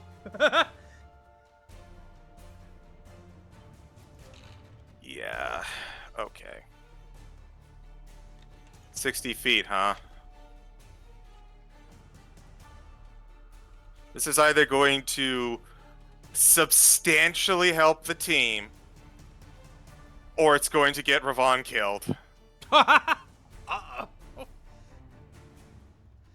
Oh no. It's a perfect gamble. It's Ravon's gamble. Look, if he dies, just get him back up, Forehead. If he dies, just You make know- him better. You know what? Fuck it, we ball.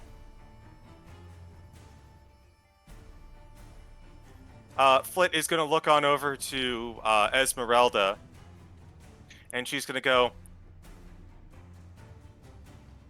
you know you don't talk like this. This is something Elrock put in you. And as much as I hate him, he did give me an idea. And Flit is going to, from underneath her robes, pull out the iron flask. Oh, shit. Okay. Uh-huh. Esmeralda needs to make a wisdom saving throw. A wisdom saving throw. DC? 17. 17. That is an 18. Fuck you! I will say, though...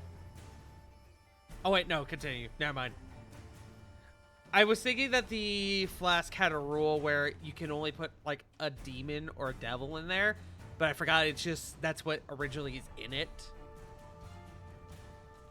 Yeah, it's anything as long as it's on a plane of existence other than its own. Which you guys are in a different plane? Okay. Mm-hmm. Unfortunately, she does pass. That was a ballsy move, though. I respect it. Wait, I can go a little bit further, can't I? Because... You could? Let's see. I'm just making sure lines add up.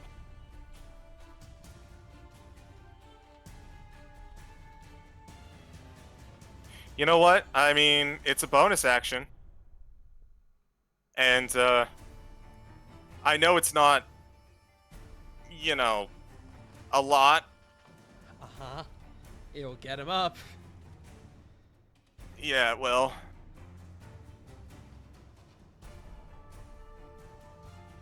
Here, Ravon, have 11 healing word.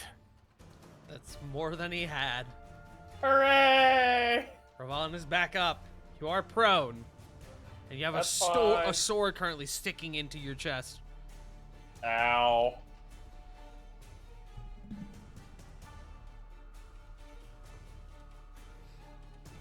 Is that your turn, Flit? I'm just measuring.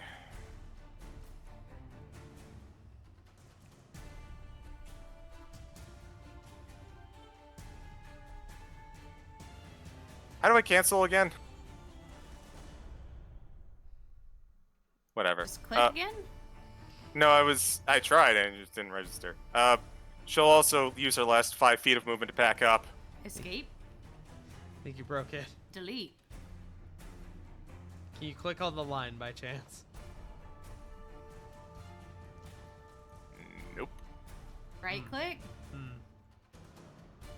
Oh, oh, oh, oh, oh, oh.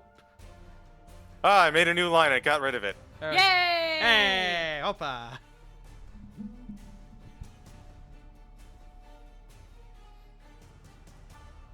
Okay, so that's Yep, turn. That's my turn. Alrighty. Esmeralda's turn. She's going to sort of throw her arm up onto the banister and push herself back up onto her feet. She's going to look to Corey. She's going to look to Flit, who just tried to put her in a flask.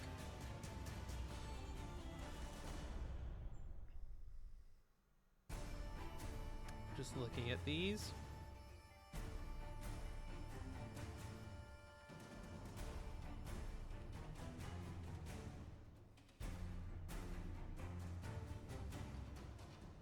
Yeah. Yeah. She then looks over to her sister. And she says something in a language that only a couple you understand to be Celestial. As she says in Celestial, "May your blade ever flourish and your foes fall." She's going to cast haste on Ariana. Oh no. Ah, fuck, Elder's Night. So, that's going to be her turn. The men, the archers, are going to take aim. I need a D8. 1. Lily! As you hear Ariana raise her blade, she goes, "Fire!" As a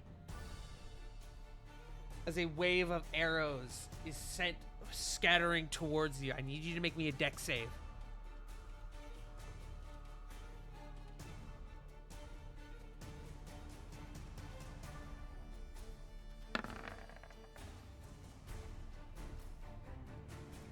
Dirty 20. Okay.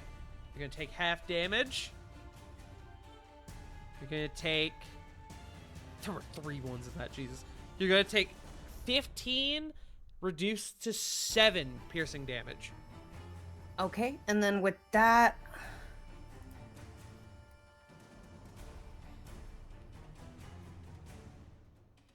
Okay. Lily would like to use Fade Away. Alrighty. Lily, you become invisible. I'm invisible. You're Invisible. sneaky. I'm a snag. Yes. With that, that is the first volley. The second volley. Oh, wow. Okay, goes from 1 to 2. Okay. Diana. Joe, if you would be ever so kind as to roll a dex save for Diana. Can we say she passed already? No. Well, beans. Let's see here. So I had to reload the page, I guess. You're good. I couldn't hear shit. 2. Dana's just rolling bangers today, isn't she? This is what I get. Reroll my wife! This is what I Not get reroll, for refresh. for passing control over to someone else. The gods have cursed me. Refresh my wife. Technically speaking, I did refresh. That's the stupid thing. Do it again! No. Diana is gonna take Ah! 18 piercing damage as the volley of arrows just lights up the area that she is in. That is going to be their turn. We go to Sarah. What kind of action is it to check how far away Oz is? That'd be a perception check. Is that a bonus action, free action? I'd say for this it'd be a bonus action. Okay. You have advantage. You have With advantage because of Hunter's Mark, right? Yes.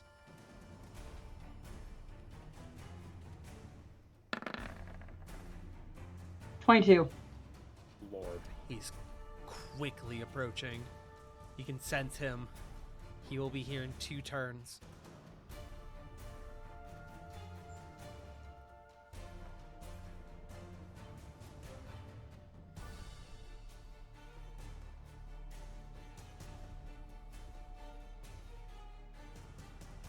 As your bonus action.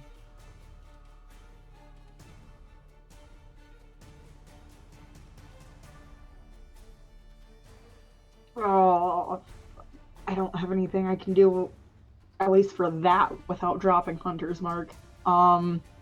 Is the way we came the only way into this room? As far as you're able to tell, there's the 2 large doorways behind you and the 2 in front of you. The only other way to get into here would be over the walls around you. Are they actual doors or just arches? Arches.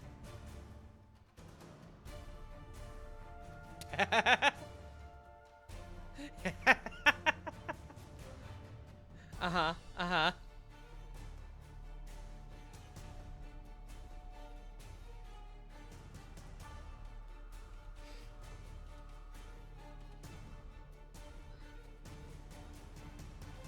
Ooh, this is a long shot. Shut up. Would it be possible to tie one of my flashbangs onto an arrow?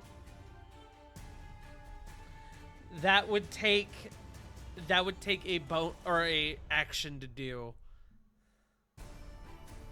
You could do it outside of combat to prep it ahead of time, but if you were to do it in combat, it would take an action. You said 2 turns until he's here, right? Yes.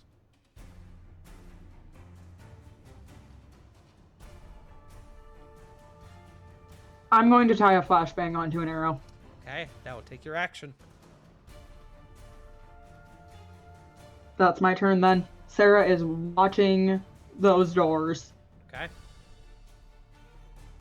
It's the guard's turn. The 2 who have fallen are going to get back up. And Ariana is going to call out, "Hold fam!" And the 3 men are going to take they're going to hold their actions. Sorry, the 6 men, the 3 on each side, are going to hold their actions. Diana.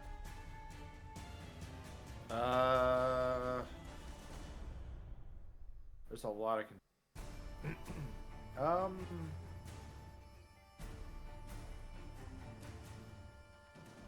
Sarah, apologies. Sarah did call out that Oz was on his way, right? Nope. Sure didn't. Okay, Sarah yelling's a free action. Do it. so, question for you then. Uh-huh.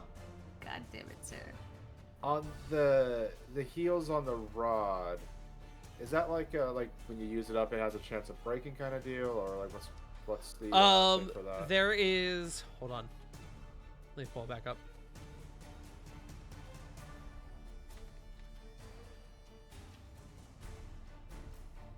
So the rod has 5 charges.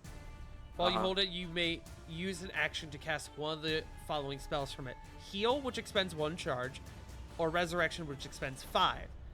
The rod regains 1 expended charge daily at dawn. If the rod is reduced to 0 charges, roll a d20. On a 1, the rod disappears in a burst of radiance. Currently, Diana has 4 charges left, which I don't think I actually marked on the sheet, which is my You did not, which but is I'll my fix thing. Mistake. It's okay. I marked it down. Okay, so would Diana know what? That's Ariana who's up on Ravon, right? Yes. Would Diana know Ariana's capabilities, or like what her more, guess you could say stronger stat is? Say, I don't know, charisma. She would know more than the rest of you, as Diana's only seen Ariana's performances in the fights that you guys have all been in together. Okay. something to tuck away for later then. But first, 5, 10, 15. That's 60 feet, right? 20. Gonna go 20 here. Move the clock just a little bit. To whoever made that lovely Oz clock. You're welcome.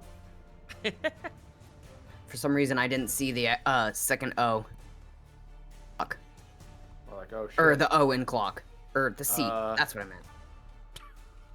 Ozlock. Ozlock. Sounds Wait, like a which name. C?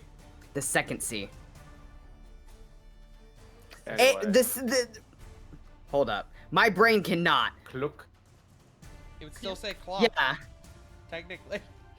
it does, but my brain didn't register it as. Like, what the fuck is it? Alright, Oh, so- cock.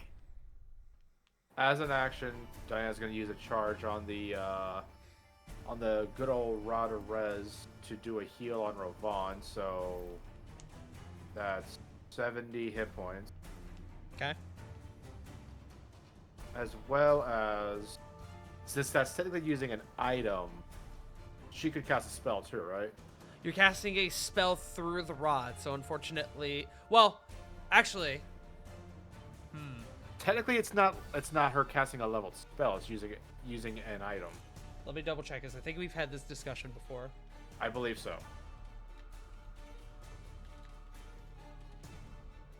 So, Ravon, take the 70 healing.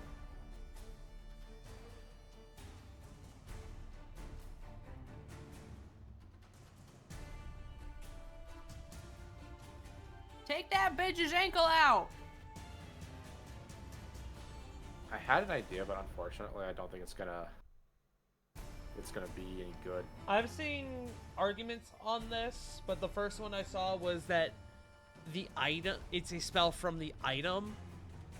You're enabling the spell, but you are not in yourself casting the spell. Yeah, not using any slots. So I'll do a bit more research, but we'll say for now that is something that you could do. You could cast heal through the rod and then cast something else.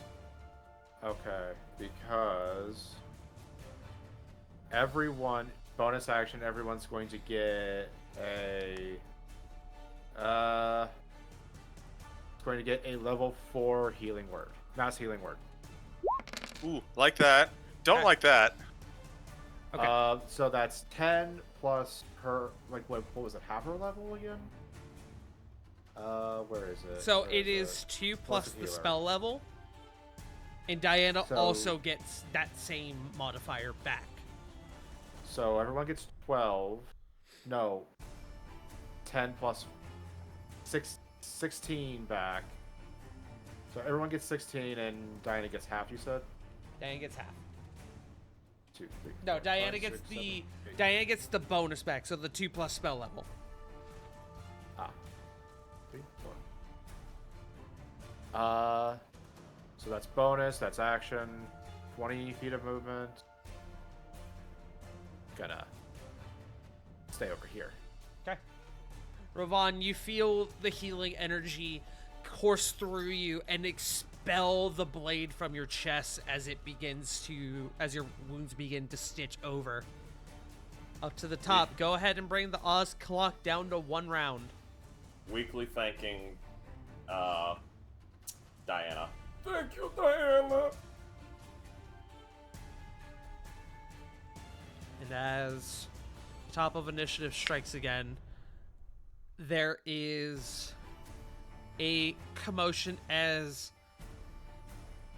the troops here are sent scattering as a massive wall of thorns erupts outwards. How long is Wall of Thorns again, CG? It is. Actually, how Um, about you just go ahead and throw it up for me? Smile.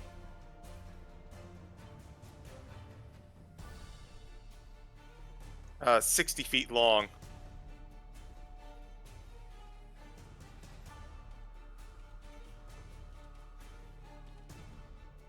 So, we're doing this for shits and giggles. This is more of a cinematic thing.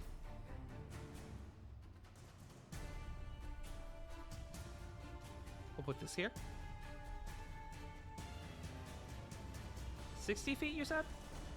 60 feet long, 10 feet high, and 5 feet thick. Or a circle that's 20 feet in diameter. 60 feet. As... Go ahead and roll 78 for me, friend. Jesus. Oh yeah, they're both gonna... I will do this when Roll20 stops being a butt.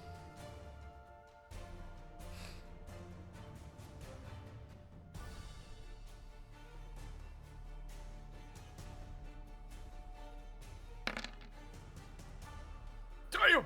Damn. 35. Okay.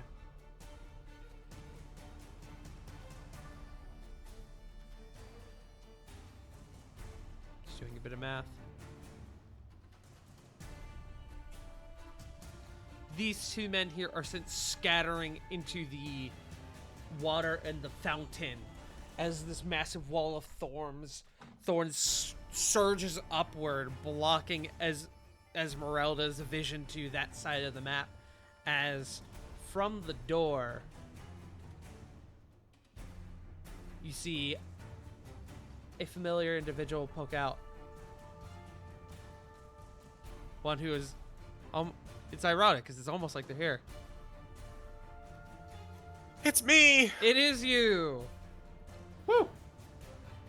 As Future Flit steps on out and goes, "Come on! Just run!" Don't have to tell me twice.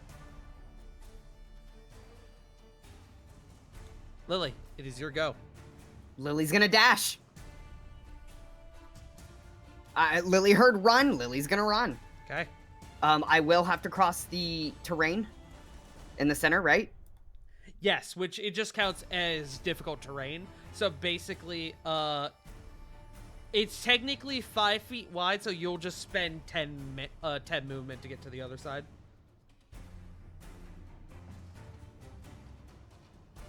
I can get to about right there. And then with the rest of the dash, and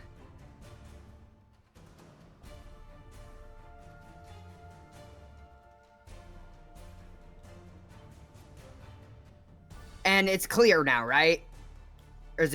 Or is the... The wall is still there, but you've reached this spot here is the end of it. Hold on, sorry.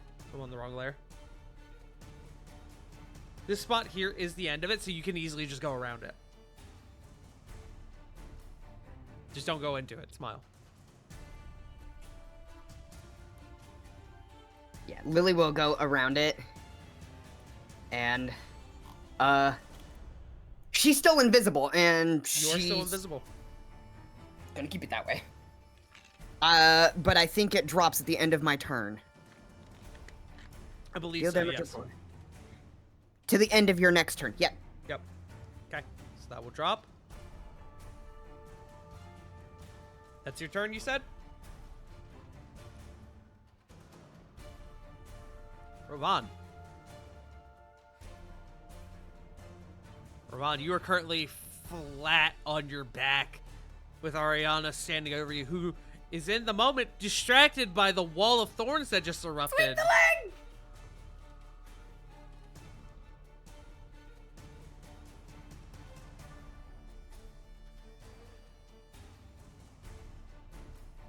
Okay, Frost. Sweep that leg. Sweep the leg. Sweep Yeet. the leg. Yeet the bitch. Yeet the Yeet bitch. that bitch. J Frost. J Frost. God damn it. Sorry. I kind of had a bad phone call coming. Oh. Got you. Well, it is your. Yeah. I hope everything is all right. It is your turn. It's all good. It's not my problem until Wednesday. Nodders. Nodders. Okay. Me well, every I'm other gonna- Wednesday. Mood. Sorry, Punk. What'd I do? You didn't do anything, Punk. What'd Nico do? Nico didn't do anything either. Nico did a lot. What are you talking You guys have about? done jack shit. She's Not to me. innocent Uh-huh. as a babe. Not to me specifically. Anyway. They went bowling. But yes, it is your turn. Yes. spending half my movement to get up. Okay. So no longer prone. Ah, sweep the leg. Can sweep the leg.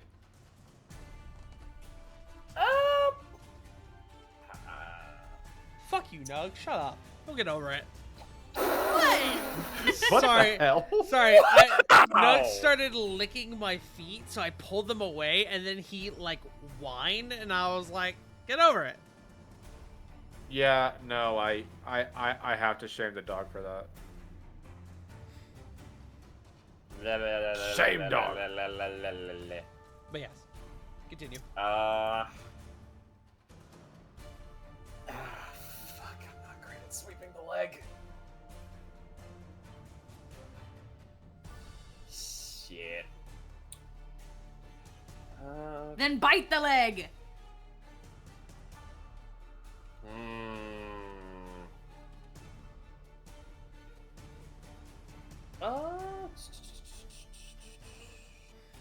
Do you have knife? Oh, Stab- I've got stab a the dumb leg. idea. Oh god, it's above. Uh-oh. 5 feet here. Uh-huh. Show 'em. Pulling both arms back in a wide, almost hug-like motion. Uh-huh. You bust your eardrums. Discombobulate by giving a big clap and casting Thunderwave. They'll clap. Throw up Thunderwave for me. Sure. And I'm gonna be a dick and cast it at 2nd level. Okay. Are you? What? No, I was just like, is that a warlock spell? Yes, actually. So you don't get a choice of the matter. It has to be 5th level then. Yep, warlocks cast Whatever their your, spell shotgun. You Yep. see. Oh. it is third whatever level your is highest highest. accessible spell level is. You know what? I'll take it. 3rd level. That's your highest spell level for warlocks. Kaboom! That makes sense. Yo, that's pretty good. She gotta make a DC 17 Constitution save. Constitution. Okay. I had to check because she's currently hasted, but that does not help against Constitution saves. No, it does not. Just Dex. Let me take a look. What is your con save? Where the fuck are you? There you are. Okay. 17, you said? Yes. That is a nat 1. Yo. Nice. So, My fun ears. fact about Thunderwave. It pushes them 10 feet. Boy, it Do they fly sure into does. the scramble?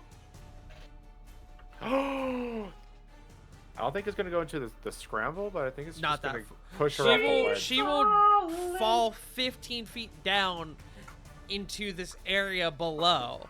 Smacks Hell into the yeah. banister, over into the bushes. Yes.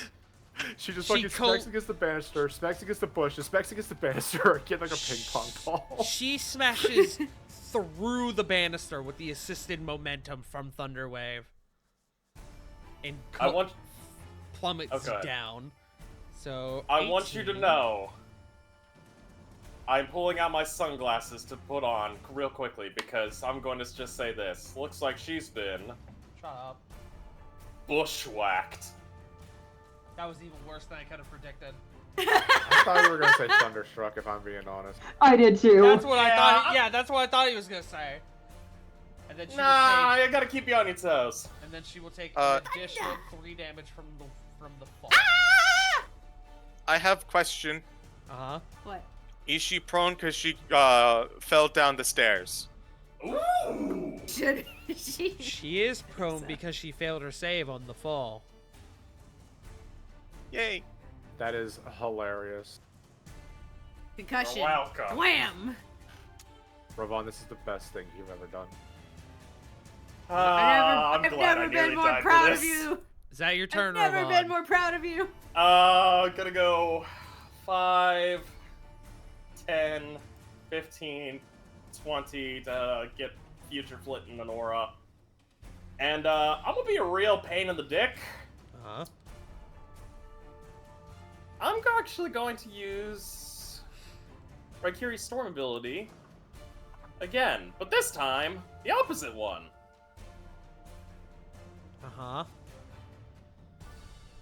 I will choose Storm Mark and put it on Ariana.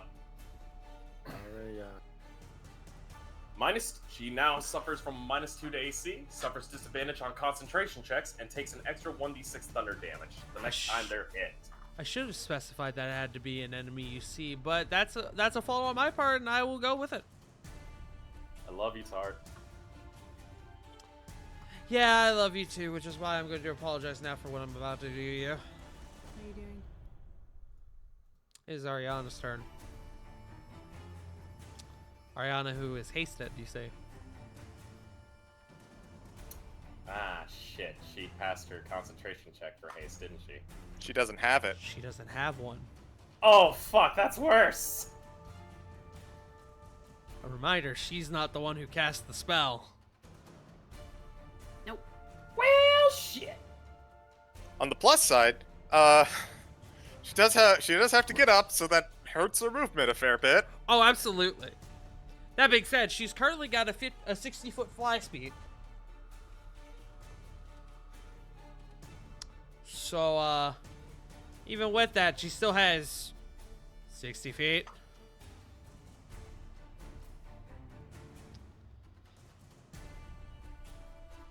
So, hey, buddy. As she shoots upwards from the foliage and turns back to you. You won't escape! She's going to attempt to accost you. That might miss, actually. That is a 19. Unfortunately, I lost a good chunk of my stuff. That's right. Because it was So, a 21 before, 19. wasn't it? Correct. So, unfortunately, she beats me with my current AC. Okay.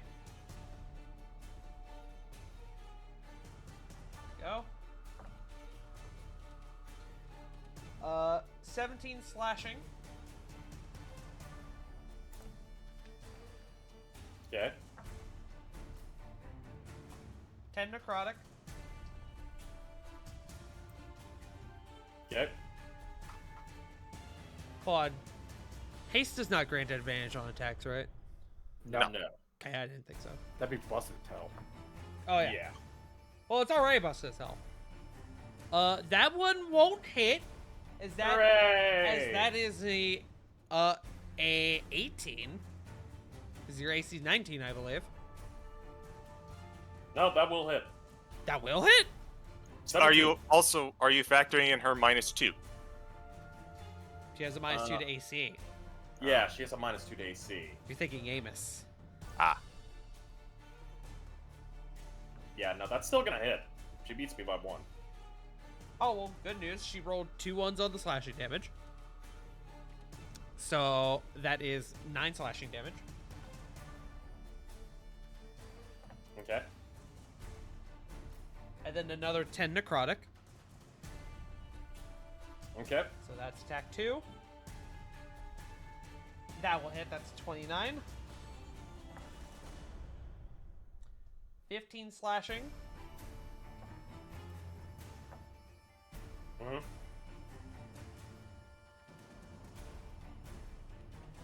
12 necrotic. Would I be able to use a Stone's Endurance? Do you have any left? Yep, I still have 3 more. Then But you now sure 2 can. if I'm gonna burn it.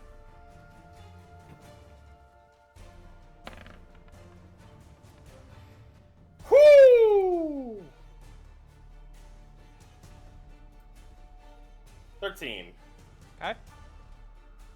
4th attack.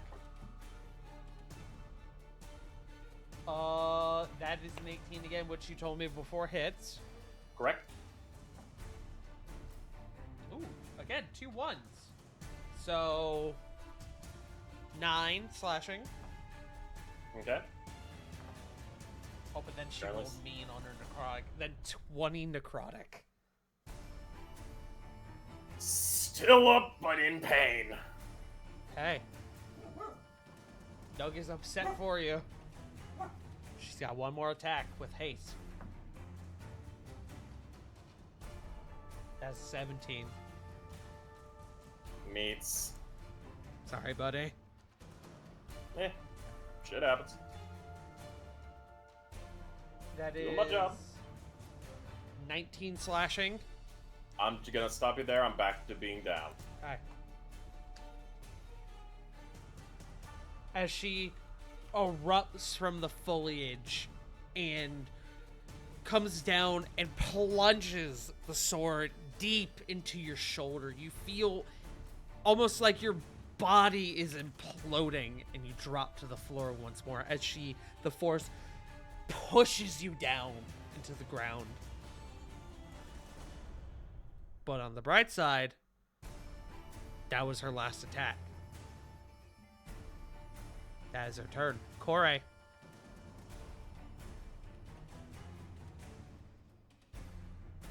Oh, god damn it. God shits in my dinner once again. One more time. God shits in my dinner once again.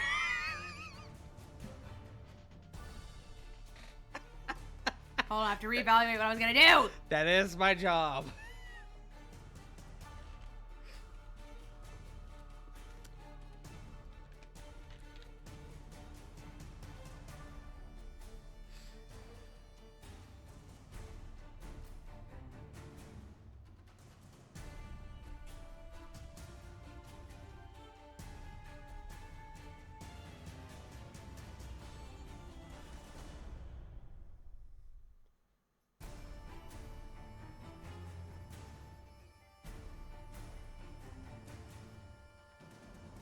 Okay.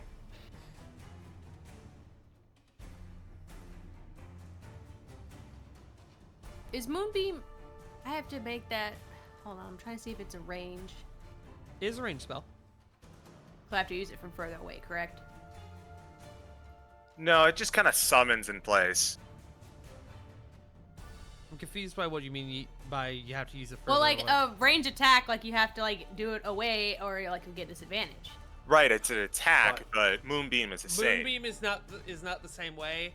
Okay, That okay. it just spawns. You don't have. Thank you. Yes, that is specifically for spells that include ranged attack rolls, which Moonbeam does not.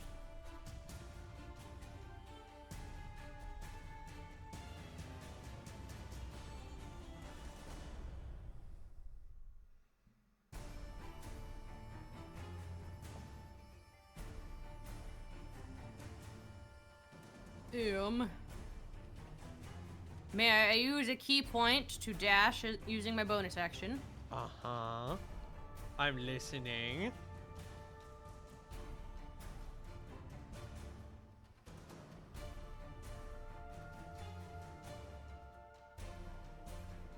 Right her. Uh-huh. Right her, right her.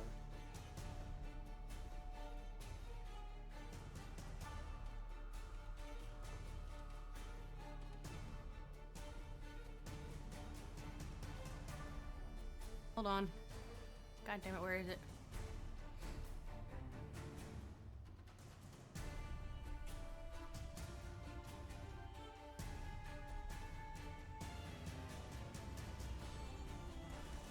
Are you looking for Moonbeam? Can I go for a no? Can I go for a stunning strike on Ariana? You will have to do an unarmed strike, but you sure can. Yeah, no, that's fine. Go for it.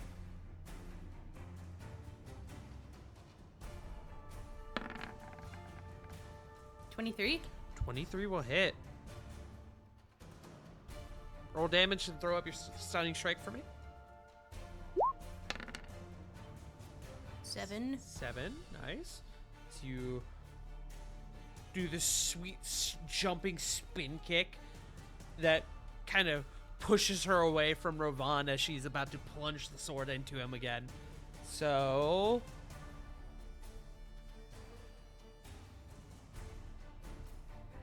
what is your DC again? 18. 18. That is a 25. I hate you. Look, you have a second attack. You can do it again. Don't hate the DM. Hate the game. 13. 13 does not hit. I'm very Was sorry. that my last one? Or. You did key point for dash, so yes, I believe so.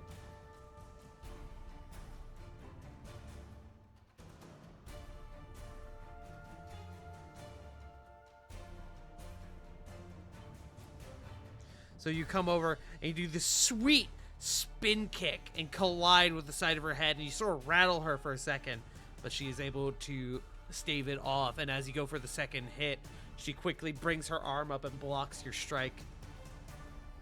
Is that your turn? I believe that's your turn. Yeah. Okay. Up next, Corey, as you go to square off against Ariana and Rovan, as you are now bleeding out on the ground, Corey, you see a flash, and Ariana, without the ability to react, as she does not see this coming, she's quickly beset upon by a large, I say large, a feathered individual.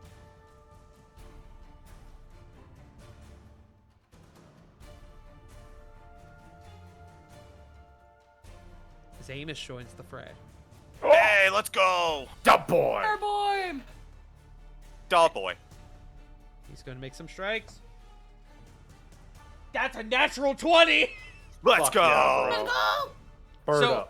In this plume of feathers that seems to sort of shroud your vision for a moment, a wide swing is taken and slashes across Ariana. This thick black ichor oozes, like splatters outwards as she stumbles back for a moment, not expecting to strike. As Amos steps towards and goes, "Seems I'm saving your asses once again," as he flourishes the blade. "Now go! You'll need it elsewhere." He's gonna take a second strike. Wait, I didn't even roll the damage. Jesus Christ. I was so excited. I was so excited, dude. It was an auto kill. It was not okay. You fucking wish. Damn it, I- yes, yeah, we I do wish. That's why I said so. He does do a resounding 18 damage, though. Nice. So, I need to do some math. Okay. Second strike. Well, the dice giveth, the dice taketh away, as that is a nat 1. Rolling severity. Okay, it's just a miss. As Ariana is ready for the second strike and she pulls up her blade, and the two of them become involved in a swords clash of sorts. And that is going to be Amos's turn. Flit. Okay, so seeing that we're running still, and noticing that 3 of us are not so speedy, Flit is going to come over here, and she is going to cast. If I can find my character sheet. Uh-huh.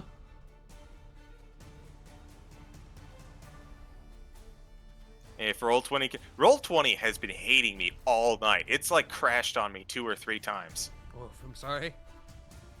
I am going to cast Summon Draconic Spirit. Yo. Ooh. And here's what I'm going to do. I'm going to place it right to my left, and I'm going to say to Lily and to Diana, "Get on!"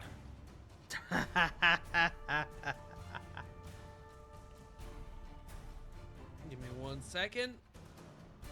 Just Lillian use gonna a- take down that offer. Go ahead and just use a me token to avoid the whole thing. Fair enough. What size is that? It is a large creature. It should be able to hold both of them because Lily is small. Perfect. Small. Perfect. And the Draconic Spirits, it goes right after me. It's going to hold its action to dash when everyone else gets on board. Perfect. Okay. Alrighty, alrighty, alrighty. So I believe that is your turn. Yes. Okay. And unfortunately, I do not have a bonus action. You check something really quick.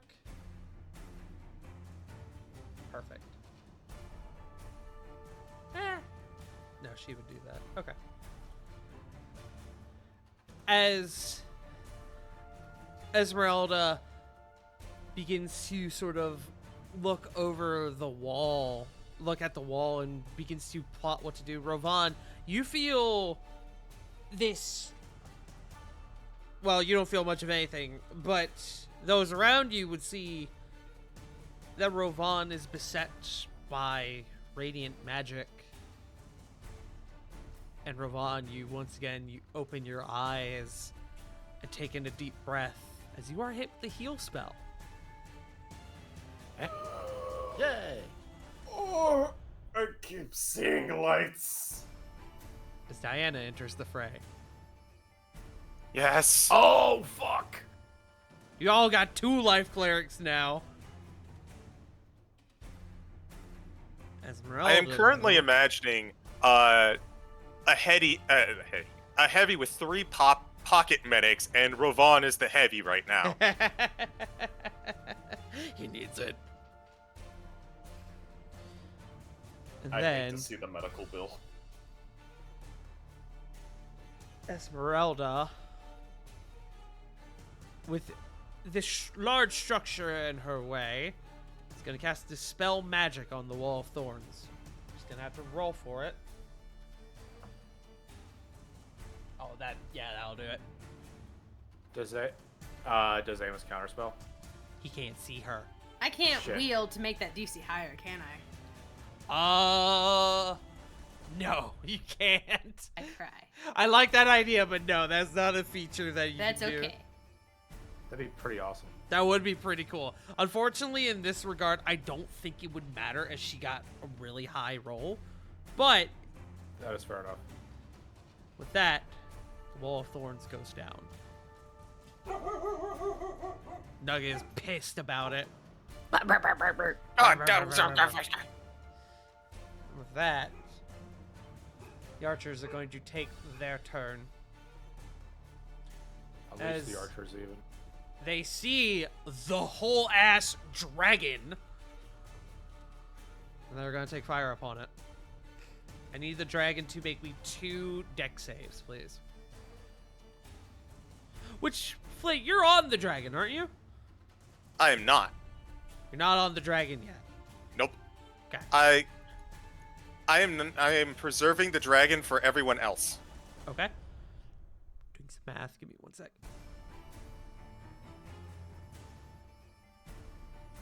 So yes, roll me 2 deck saves, please. Por Working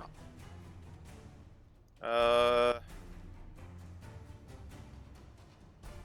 Just double checking.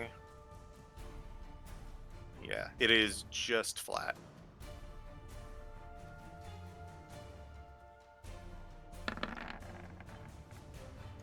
So that is a 9. Not going to do it, but an 18. An 18 will pass, a 9 will not. The dragon will take 25 damage. Mhm. And then 14 damage. Already Still up. Still up. And with that, So it took it took 39 damage. yes. Okay. With that, it is Sarah's turn. Bloodguard are on deck. Alright. So, Sarah is going to use 30 feet of her movement to get right here. And remember that flashbang she tied to an arrow? Uh-huh. She's going to ready that in her +1 bow and aim it for the doors. And she's going to hold her action. Okay. That will go off as soon as she sees Oz. Okay. Give me 1 second. I need to...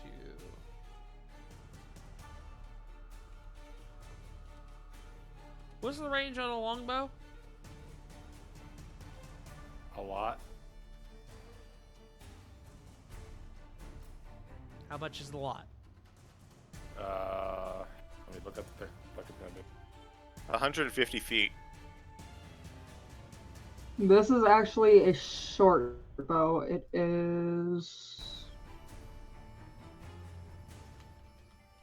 I don't have it in here. I can find it. 80 to 320. So, if you see Oz enter the doorway, that shot will be with disadvantage, just so you know. Because it's outside the standard range of the bow. Oh.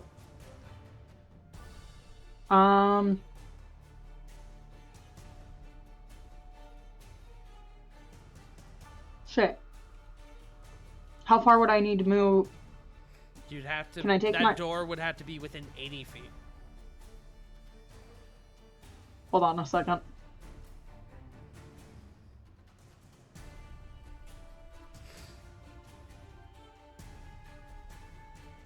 Okay.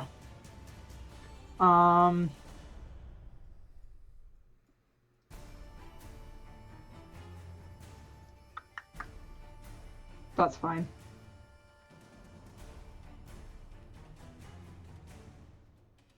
We'll still go with that.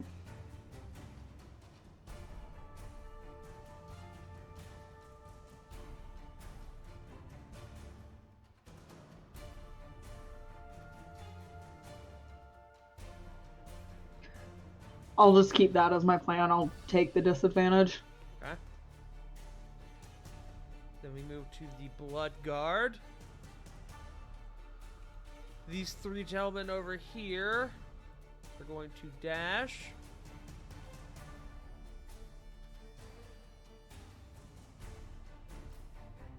And they are going to get there.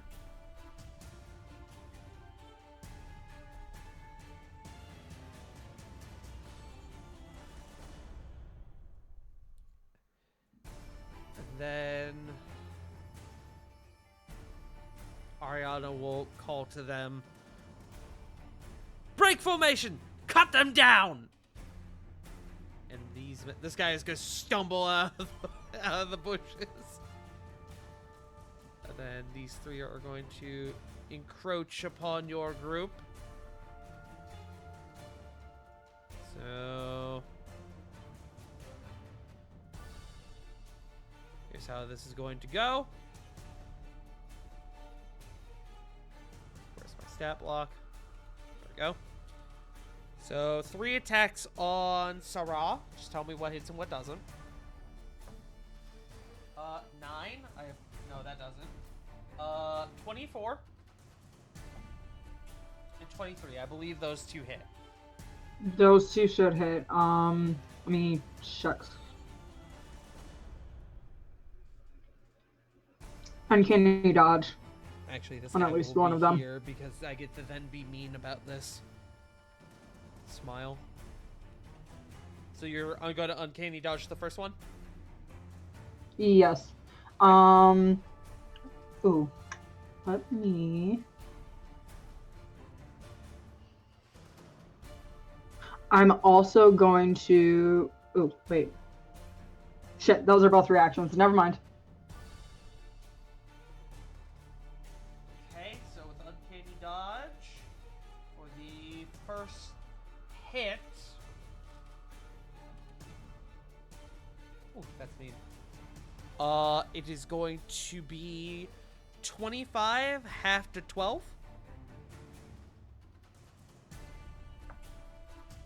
And then for the second one that hits.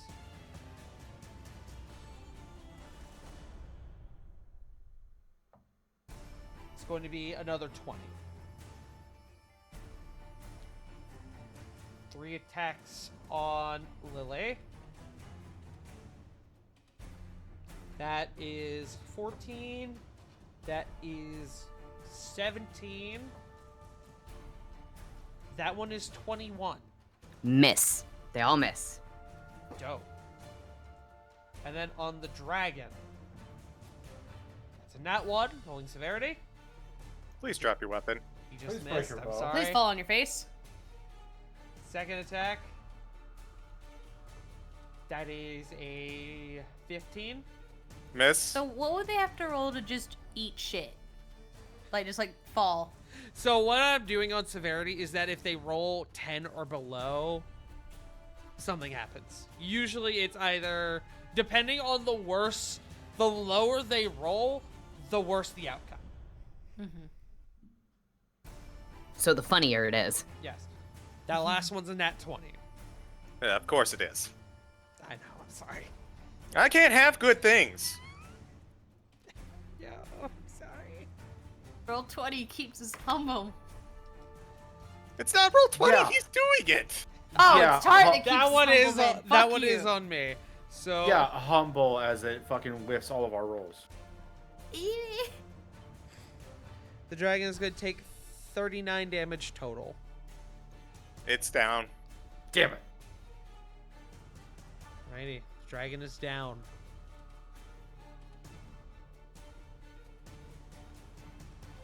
That is their turn. Diana, you are Diana. Present Diana.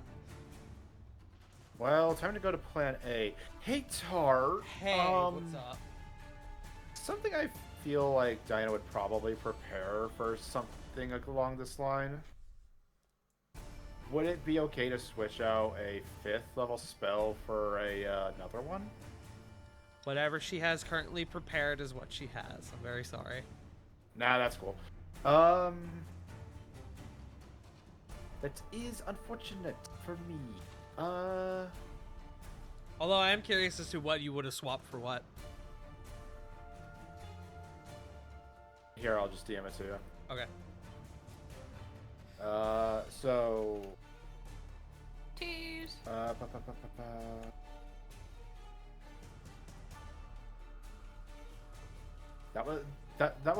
was plan A. Valid. Okay.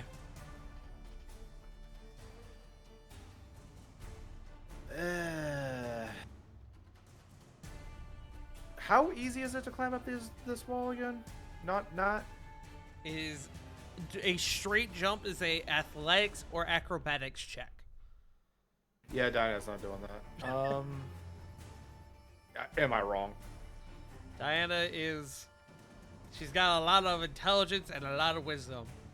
She has a little bit of charisma, not much of anything else. She's a little hardy. She's got a little bit of constitution, but strength and dex are not her strong suits. She was not built for that.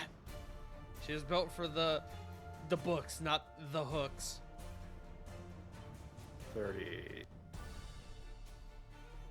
Yikes. Oh no, God no.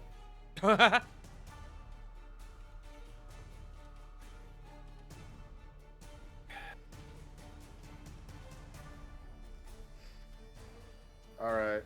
So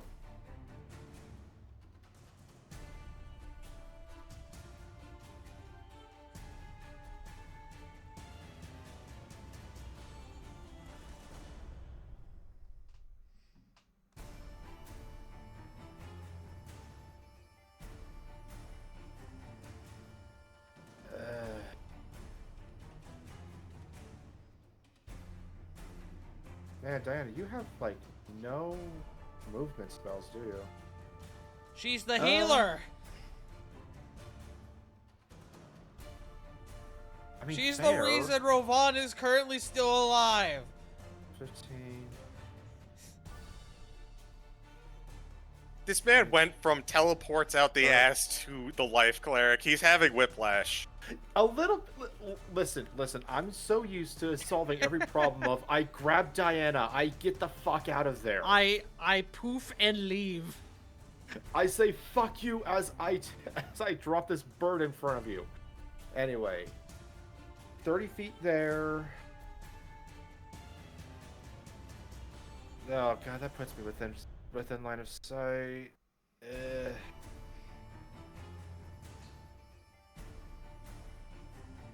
Apologies, I'm trying to figure out how best to do this.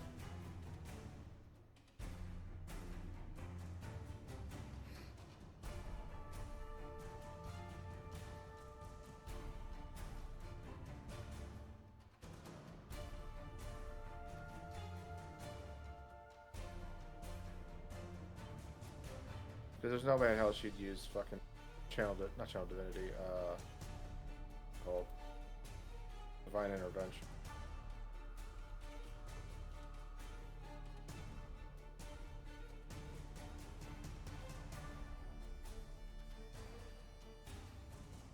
Five, 10.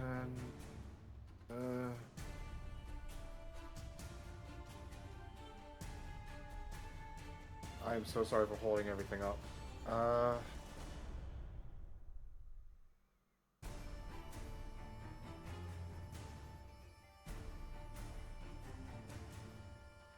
The range of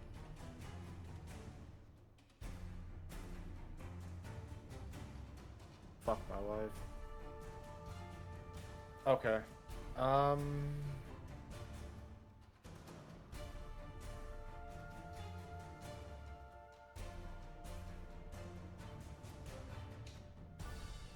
Okay.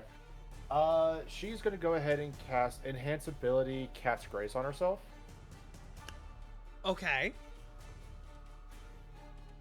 And so she will definitely have advantage trying to get up that wall. Yeah, I would allow that. So 5, 10, 15 to here. And you said it was a 15 feet climb, right? Yeah. You said acrobatics or athletics? Well, sorry, it's not a climb, it is a jump. But yes, athletics or acrobatics with advantage. All right. With advantage. That was needed. 15. 15 is what you needed. Woof! Diana is able to leap up top. That would take all of her movement, yes? Yes. Okay. You still have a bonus action. Channel Divinity is an action, right? Yes. Unfortunately, Diana does not want to have a lot of bonus actions, as clerics No, she do. does not. Yeah. So, unfortunately, that might have to turn.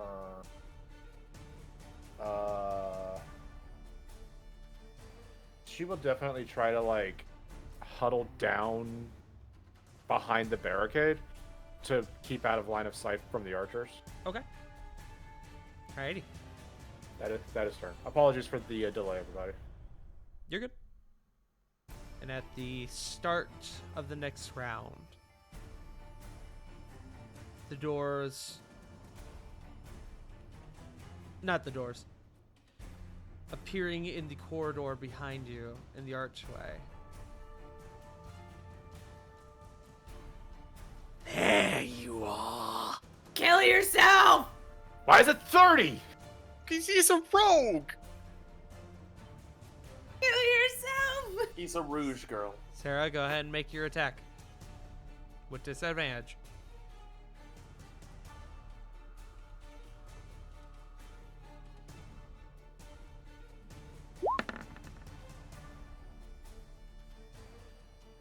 $17? A 17 does not hit. Okay. Would it still end up close to him? Set off the flashbang? That is what I'm trying to determine at this moment.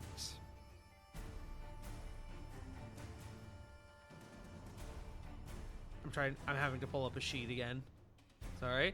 Give me one sec. There we go. It would. Okay, so that's a DC 14 con save Okay. at the end of his turn. End of this turn? What I have in my notes is flashbang. DC 14 con or blinded. Save at end of turn. Oh no, it is, you make the save now, and if you fail, you get to remake the save at the end of your turn. Oh! Okay, let me I was edit like, up in that notes. doesn't sound like how I wrote that. Okay. Well, here's how this goes. As the arrow flies towards him, he catches it. And he looks at it, and then he looks back at you, and then it pops and explodes in his face. This man just got Loki'd. Joe, beat me to it. Quick on the draw. And with a 19 on the die, Fuck off. he's unaffected. This fucker Damn it. never succumbs to anything you throw at him. What There the is fuck? good news though. Him entering combat was his turn. We go to Lily. Lily is. I'm trying to remember what this does. Oh, so. Oh, I don't know how far to throw the bead. Hmm. Ooh. Oh yeah. Talk about grenades. Yeah, Lily still has a bead of force, Okay. but he's way too far away. Yes, but there are, however, targets who are closer.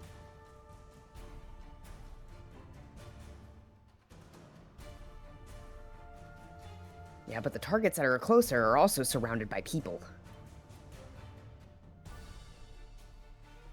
Smile. Is that beneficial to you? In a couple regards? Smile. Can you show me what a 10-foot radius would be? 10-foot radius? Yes, please.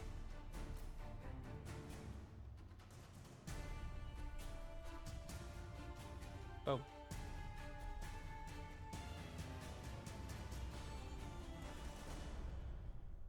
It's 4 by 4.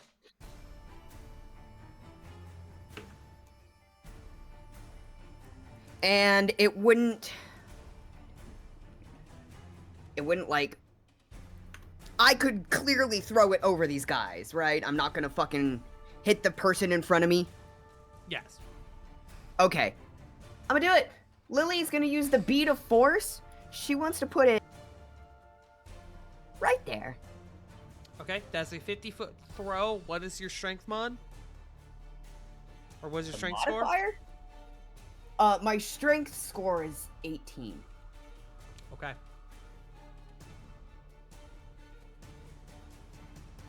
No issues then. You want it like this? Would that work for you? Yep. Perfect. Okay. Go ahead and, well, actually, I could just look it up. Bead of force. 5e. Let's see. I copied and pasted it for you too. Perfect. So each creature within a 10-foot radius of where the bead landed must succeed on a DC 15 Dex save, or take 5d4 damage. Go ahead and roll that for me.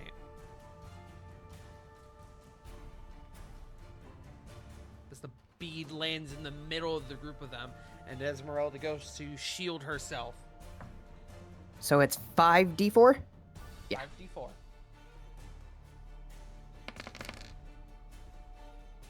$11. Okay. I will roll the obvious one first, Esmeralda. That is a natural 1. Yes. So we're going to calculate the damage first before we do the other effect. The archer. That's 2 on the die. That guy's not looking so good. And then the other 3 gents, I'm going to just roll them all individually because there's only 3. Fail. Fail. That one meets it, so he passes. So this one will pass. And he'll just get pushed out of the circle. He'll get pushed out. Okay. A sphere of transparent force and encloses the area for a minute. Any creature that failed to save, it's completely within the area, and it's trapped. Correct. So, the bead of force explodes and puts in this now swirling, almost a bubble-like surface, enclosing the 4 of these individuals, including Esmeralda, within it. And an enclosed creature can use this action to push against the spirit. Blah, blah, blah, blah. Its magic causes it to... I need to look up a little thing on my end about the beat of force, but Lily, that would be your action. I'm trying to see if I have anything I could do for right now, but since that was my action,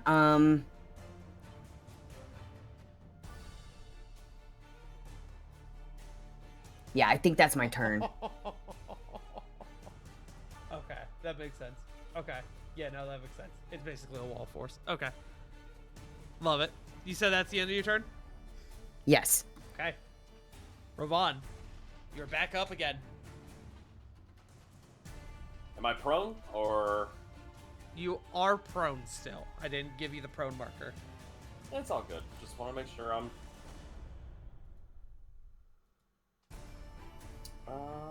Well, I'm gonna get up.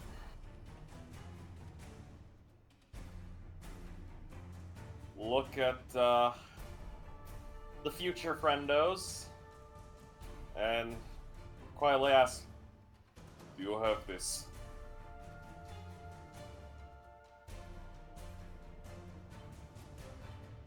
You're asking them? Yeah, I am asking them. Do you have this? No. But I need to get you to your destination, or none of this will matter, says Future Flit. You need to come with me. Understood.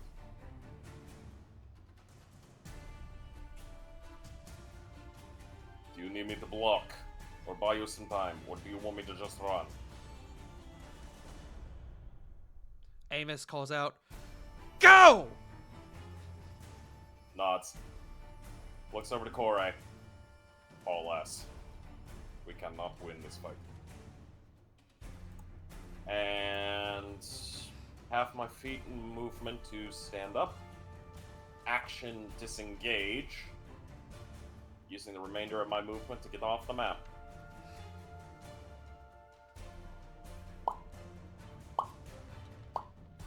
And, well, yeah. Yep. Ravon, you will exit combat. Okay. Alrighty. With that, we go to Ariana, who, currently locked in blades with Amos, goes, "Why do you resist? Why must you resist?" As she pushes him back, and you see his footing gives way a little bit as he slides back a few inches. And he goes, "Because there has never been a greater cause than this. You will not win here." She is going to make some attacks on Amos. Ooh, nat 1! Hey, yo. Fall on your Ooh, face, fall another on your nat face. 1! Fall on your face, fall on your face. Yo. Break your teeth. So she repels his blade and goes to strike, but Amos does this sort of like, if anyone's ever seen the after image technique from Dragon Ball, she strikes in his place, but he isn't there, as just to the left of her he comes down with the strike, and he's gonna make an attack back on her. Okay, well, Amos, I needed you. Amos, that was your moment to be Wheel? really fucking cool. It was a 1. Damn it! It was another 1. I was about to make a clapback joke. That's the funny thing. Let me. Full severity. Okay, he just misses. She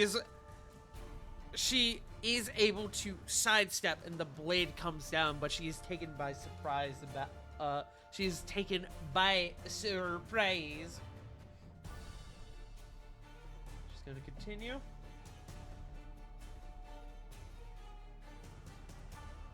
Damn. They are locked in combat as she misses with a 16. That one will hit. Let me just roll the last one. That's another nat 1.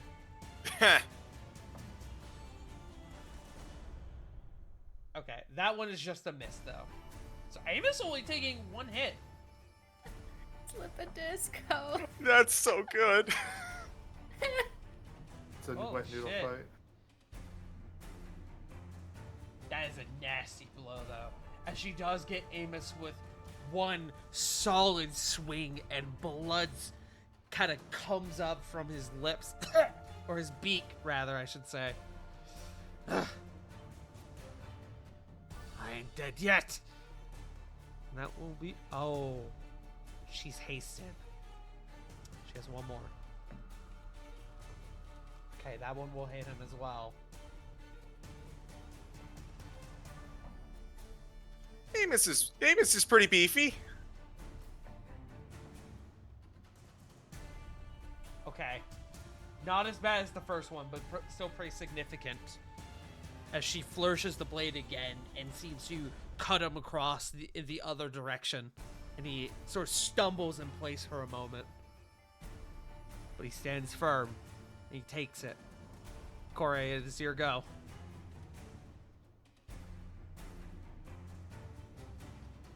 You can't leave without my light. I got her.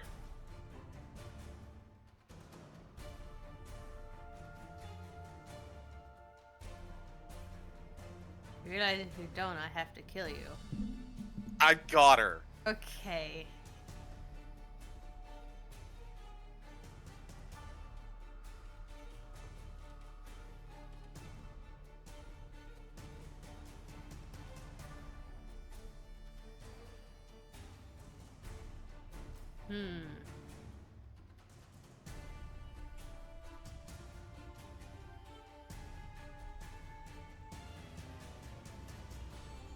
Can I... Would it be possible to use heat metal and concentrate on it as I'm running away? And let it just sit there until it carries out of range, like, fuck you! Cook and book. Yeah, you absolutely can. What's the... go ahead and throw up heat metal for me. I believe it's a con save. It is. Ooh. Can I do it 4th level, please? You sure can. So that would make it 48. So go ahead and roll that for me. As she... This is on Ariana, I presume? Yeah. It's a con save. So that is a 14. She fails. Yo. 19. As Fire damage? 19. As she begins to approach Amos, who is sort of staggered at the moment, and then the blade turns hot. As she instinctively. Oh, I meant her drops into armor. Sorry. I did Oh, not her hear that. armor? No, oh. her armor. Well, she can't drop that, so Yeah, she exactly. Just, Fuck she just her. begins to cook in it. Yes. Ah.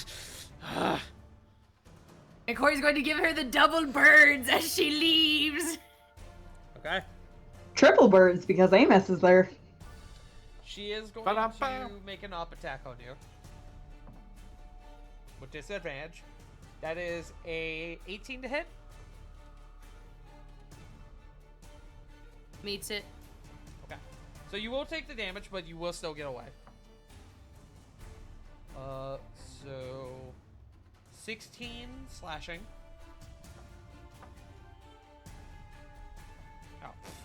Oh. 7 necrotic. And Korra exits combat. Amos is going to continue his attack on Ariana. That... Holy shit. Another one? I just rolled 2 nat 20s. Let's go. I rolled them at the same time. Amos is fucking cracked, dude. And here's the clapback. Yeah, here we go. Now he's gonna roll shit on damage. That's a 1 on the first die. Cool. That's Bump 2. that head to its Jake's character. Okay, there we go. Now we're rolling some bones. Okay. So as she is distracted by you, Corey, and you continue on your way, Negging her. Meh. you see you see just as you begin to go outside, you see Amos rush her and deliver a flurry of slashes against her while she is distracted. She is going to take And cooking. some pretty spicy damage.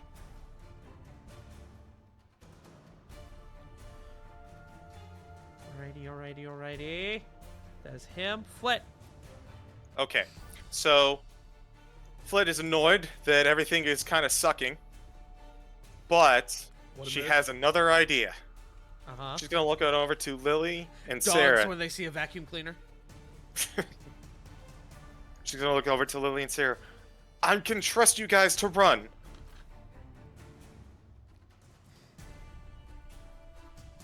Lily nods.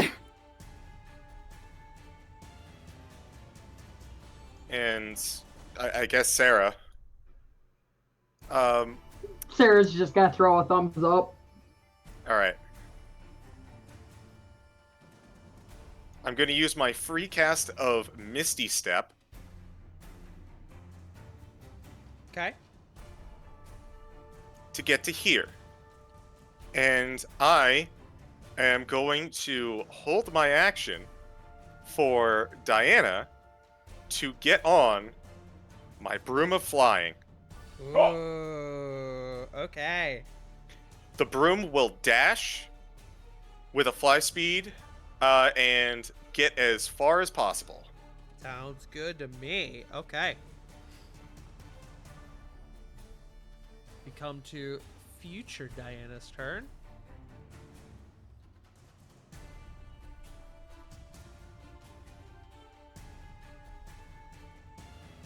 Hold on. I'm just gonna.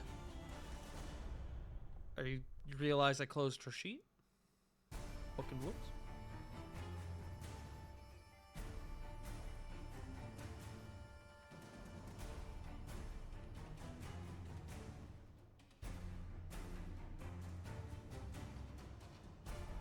Yeah, that's what I thought. She's going to assist in the attack on Ariana, as she is going to cast Harm Herb. as another powerful aura encompasses her body, and Ariana staggers down to one knee momentarily. Break that knee. It will be Esmeralda's turn, who is going to cast Disintegrate on the You know, You know, the I'm gonna term have a word. bitch is coming to mind. I am actually going to challenge that. Uh-huh. I think that the Wall of Force specifically allows disintegrates, and this doesn't. Uh-huh. It was worth a shot, right? You made a compelling argument. You made a Suki, I believe in compelling you. argument. However, the Beta Force does basically just summon a small wall of force. Also, if it helps CG, she just used her probably only 7th level spell. That is a 6th level spell. 6th level, ignore me. There is good news, though. That's her turn.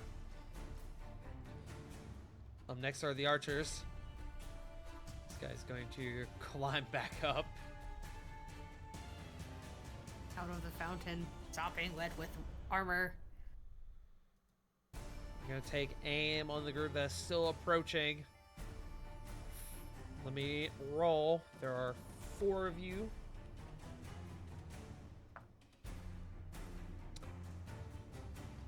Hey, Flit. Hey, so I did a little reading. Uh-huh. It's not Wall of Force. It's Autoluke's.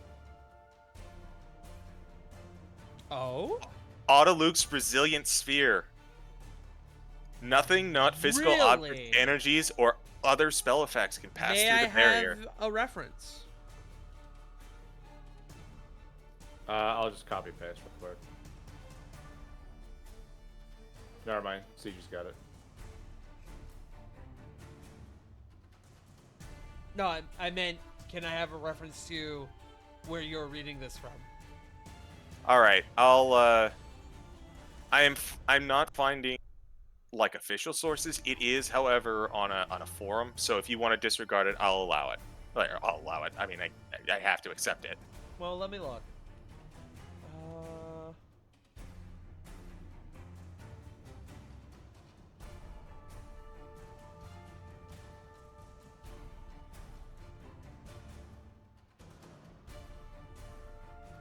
Oh, never mind. I'm an idiot. Yeah? This is coming from the... While Autolux does kind of match up, the forum post I'm looking at is for 3rd edition. Oh. I will Oh. not fight it anymore. I will keep the ruling then, but It's... I do need a deck save from you.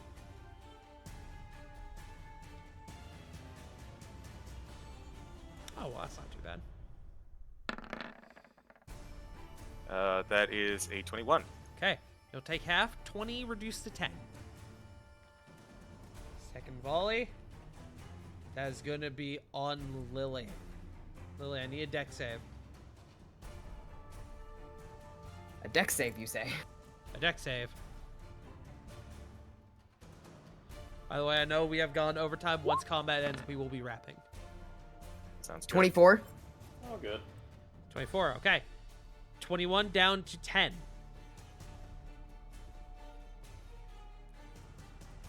Sarah, is your go.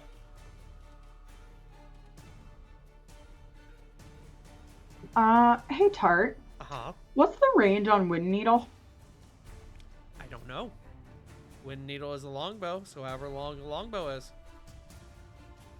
It also should be marked on your. Oh, it is. I'm dumb.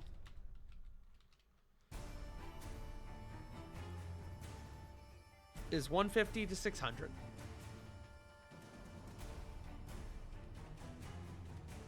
One second, I have to make the map small enough.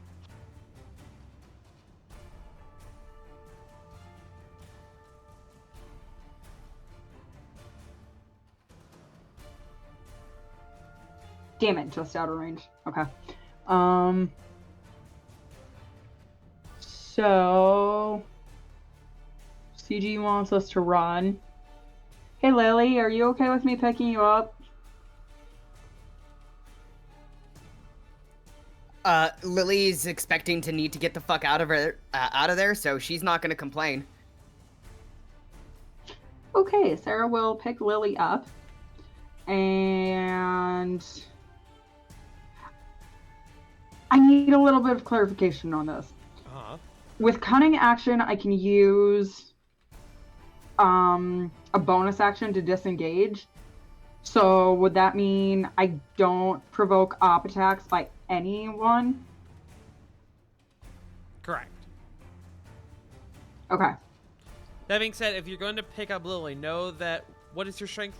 What is your strength score?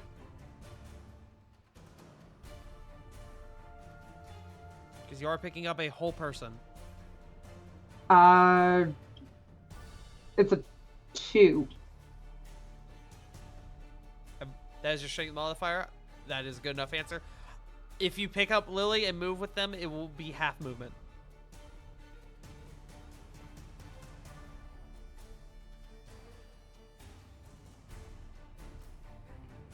Is picking her up an action at all? Picking her up would... picking her up simply, I'd count that as a bonus action. If you went to throw her, that would be an action. I do think Do that not throw me. I do think we've done a couple times where picking up Lily was just happened. But it was probably outside of combat. It was last session actually. to be fair, it was my Rovan that was picking up Lily. Hmm. Rovan is a hell of a lot stronger than Sarah. Lily also weighs 45 pounds. Wait, really? Yeah, that's all she weighs. She's small. You weigh less than a Doberman? Y'all underestimate how fucking tiny gnomes are. I need an action. We were already in overtime.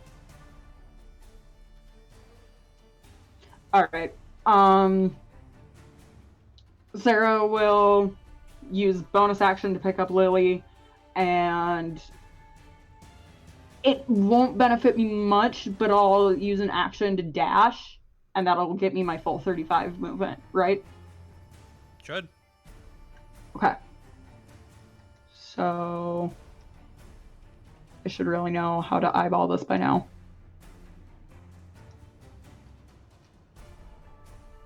So Lily, move with me. Okay. Up attacks from the 3 men. That is 1 miss. That's 2 miss. Okay, that one will hit. Is that on me or Lily? That is on you.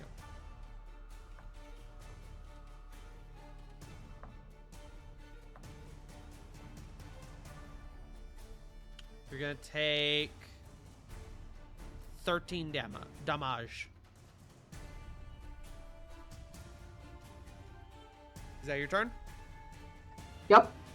Okay. I love you. Oh, I love you too.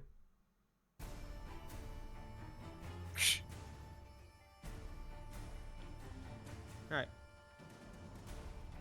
Let's see. These dudes. Hey. Sup?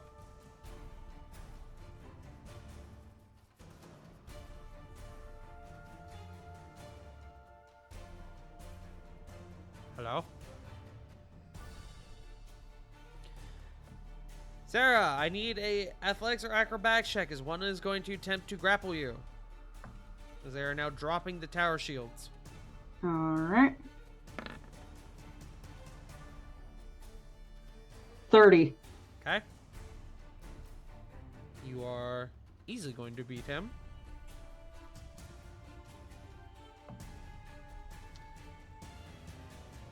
Yeah, I'm not even... You know, I'm not...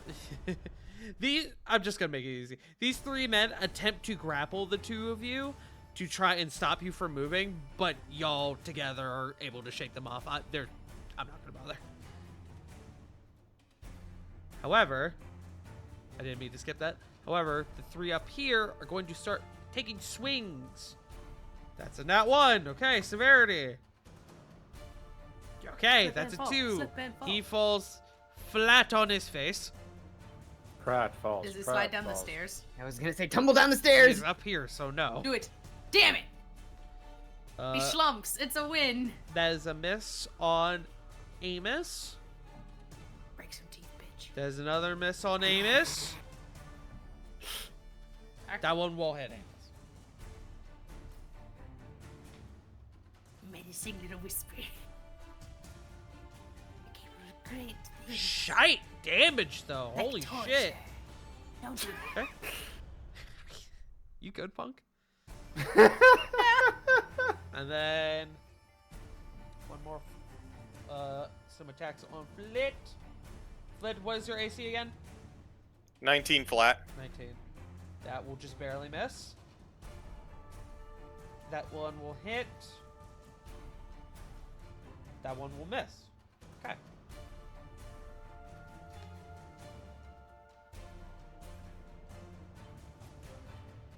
Ooh. Okay. Future Flit is going to take a bit of damage. And with that, we come to Diana's turn. Also, I see y'all in the chat. If that is the case, we will continue. what we can. Excellent. We'll just need to make this a little faster. Okay, I'll just make this quick then. I'm gonna go toward. Dana will go towards Flit, seeing that is available to be mounting. on the broom, of course. Uh-huh. And before she gets, would getting on be considered an action or a bonus action? It just happens. It just happens. Cool. I want to try something. Okay. Ariana here. Mm-hmm. Yeah. No. Biggity bam banishment. Banishment. Charisma We're it. save. We are in an alternate plane. Correct. That is not her own. Target. Alright, hold on. Charisma save. DC. I dropped 18. it. Fuck, I don't know where that went. Oh, there it is. DC what? Sorry? 18. That is a 16 on the die. I assume that's a pass. That is a pass. Cool. All right, that was what I wanted to do. Get. It was All worth a right. shot. Yeah.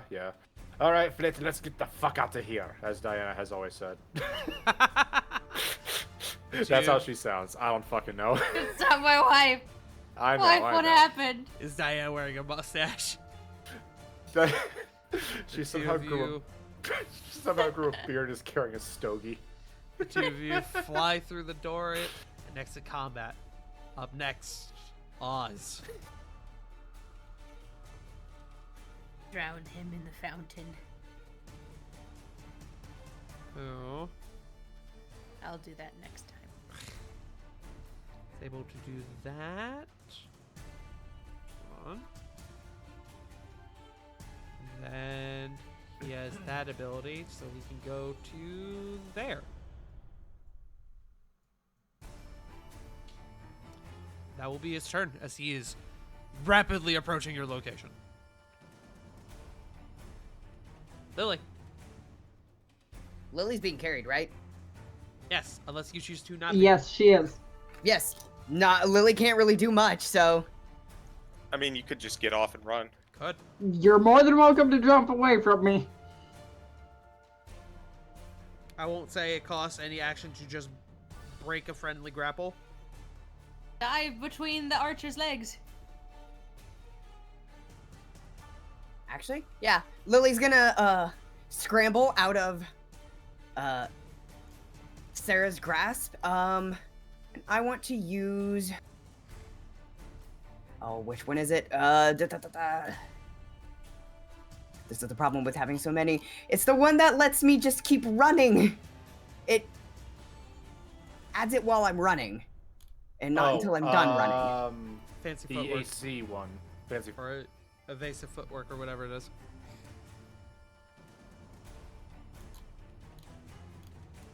It's the superiority die that adds to AC, right? Yeah. Yes. Roll Okay. D8. Mine's Are a you D10. jumping? Yours is a D10 now.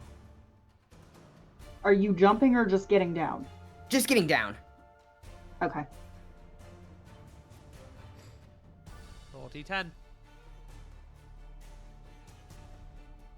Was it wanting to load? Oh, come on. 2. So that will make my AC. Ah, there it is. I found it finally. My AC will be 24. Okay. Lily's going to just try to run underneath the dude in front of her legs. Okay. Are you dashing? Yes. Okay. So, needs no disengage, so those two will get off attacks. That guy hits his 24 exactly. So you will take this much damage. Ooh. Alright, calm down. Jesus. Lily, you're gonna take 24 damage.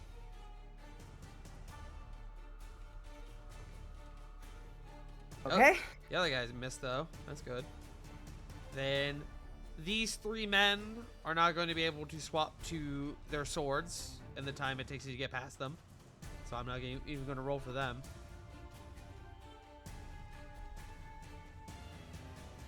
And are you going through these people? These folks?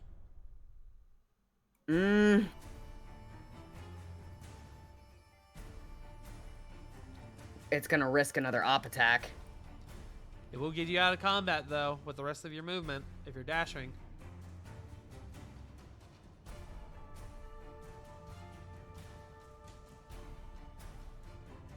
Yeah, Lily's gonna go for it.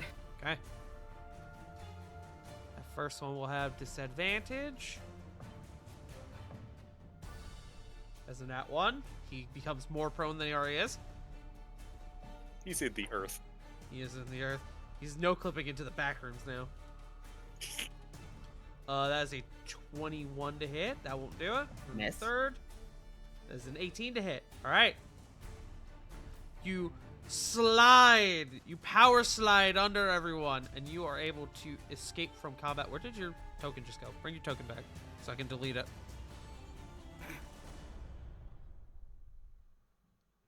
I moved it just barely off the screen. Now Lily's in the back rooms. I'm gonna make this easy. Amos and Ariana, their fight continues.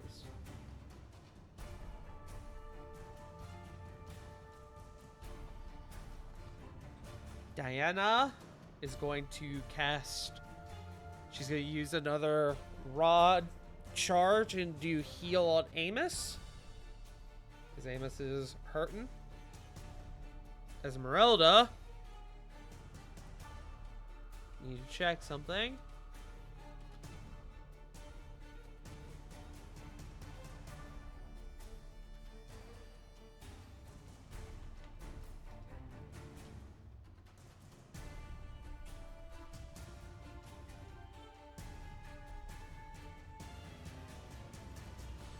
Yeah, I thought so. Okay. She's going to attempt to cast Hold Person on Sarah.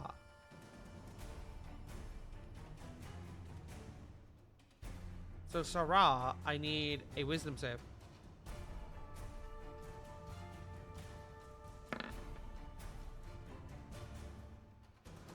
That's an 11. Sorry, I was moving my sheet around. There's good news. As I just remembered, Amos has Counterspell. Hooray! Yeah. So That's never like, no, mind. fuck Forgo you. that roll. The archers are going to attempt to just lay into you as you are ascending the stairway, Sarah. I need a deck save. I need 2 deck saves even.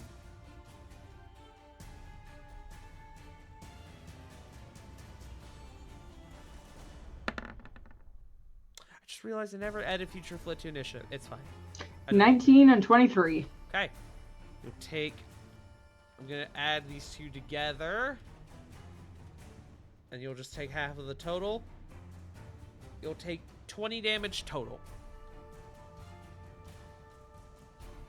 Is your go. Yeah, 1 second, I got a math.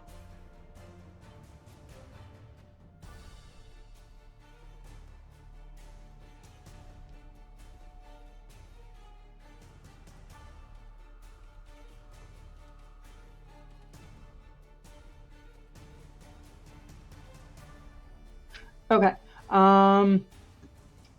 We're going to do bonus action disengage, or which one was it? Cunning action disengage, and action dash. So then that should just get me flat out up to here. Oh yeah, easily. Okay. And you exit combat. Future Flit is going to follow. And Diana and Amos are going to stay and hold where they can. And we are going to exit combat.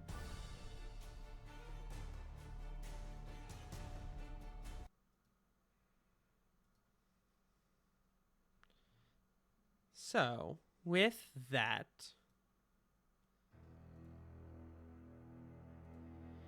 You guys continue on forward, the fight still ensuing behind you.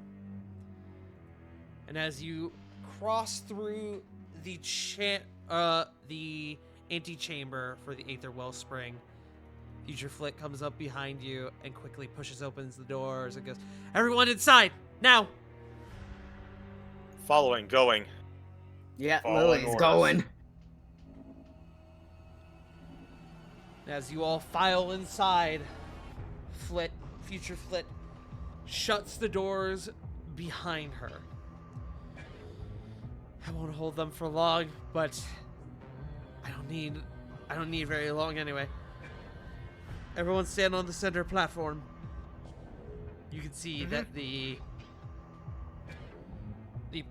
Aether Wellspring seems to have been disturbed as the water is now bubbly, fizzing, almost like a carbonated beverage.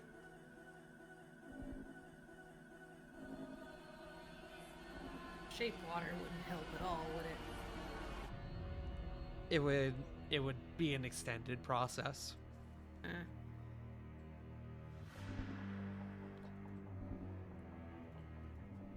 you guys all gather on the center platform? Yes, absolutely. Yeah. Yes. All right. As you all are beginning to gather on the center platform, Future Flit sort of stands on the outside, a bit closer to where you guys came in, but still a little bit of ways into the chamber, around the edge of the wellspring itself, and goes, "Alrighty." She pulls out Latchkey. Once I begin this ritual, you guys stay on the platform. Do not leave it for any reason. Do you understand? Understood. Yes. Got it. Our operation here has failed. There's no going back now. But I can at least make sure that you guys are able to get back to your reality and keep any of this from happening. And you see as her eyes sort of alight in the casing around Latchkey. Well, actually, the casing isn't there. The Latchkey itself, which I will specify, Flid was wearing gloves. Cough, cough. Or maybe she wasn't. Who knows? But she begins to sort of conjure this magic around Latchkey as it sort of levitates in front of her, in between her hands. Lightning courses through the artifact and through Flit's body. You begin to see this sort of almost arcane rune begin to light up on the floor around you. I need to roll something. That is a low roll.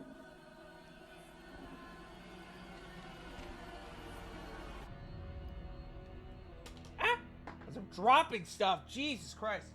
I thought that was Nugget barking. No, I'm just knocking shit off my shelf. Anyone with a perception of... Let me see. Oh, never mind. It would just be Flit and Korai. What's up? The two of you, as this ritual is going through and the circle around you is beginning to light up, the two of you see the doorway behind slowly beginning to open.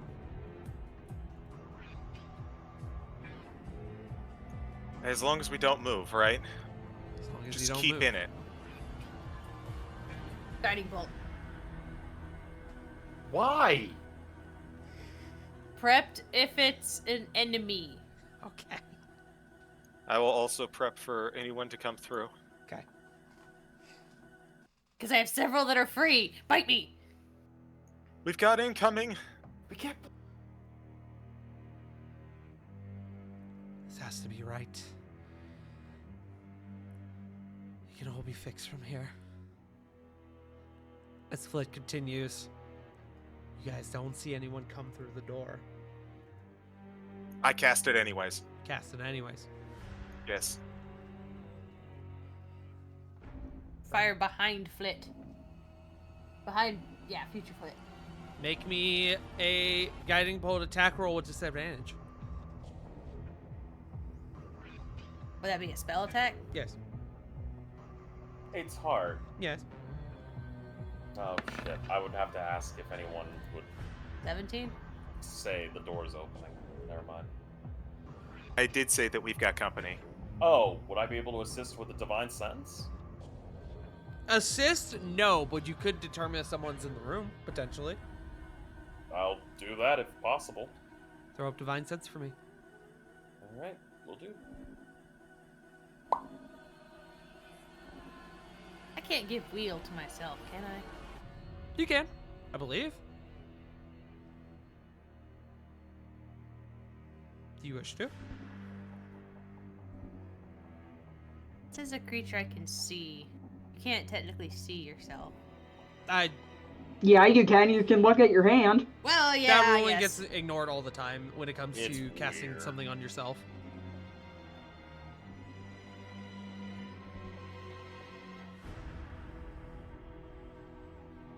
So if you want to do the wheel, do it now. There you go, Terry. 23. Okay. Rovan, your divine sense goes up, and you detect one undead individual in the room. Bastard. Flit, your bramble scramble goes up, and you see two sets of vines crawl up and encompass what appear to be a set of legs. Cora, you take aim at this, and with a 23, that will hit. Roll me some damage. Hooray!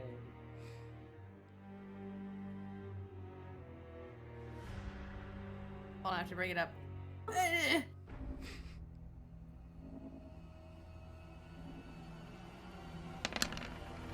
Would it be possible 16? for? Radiant. Radiant, okay.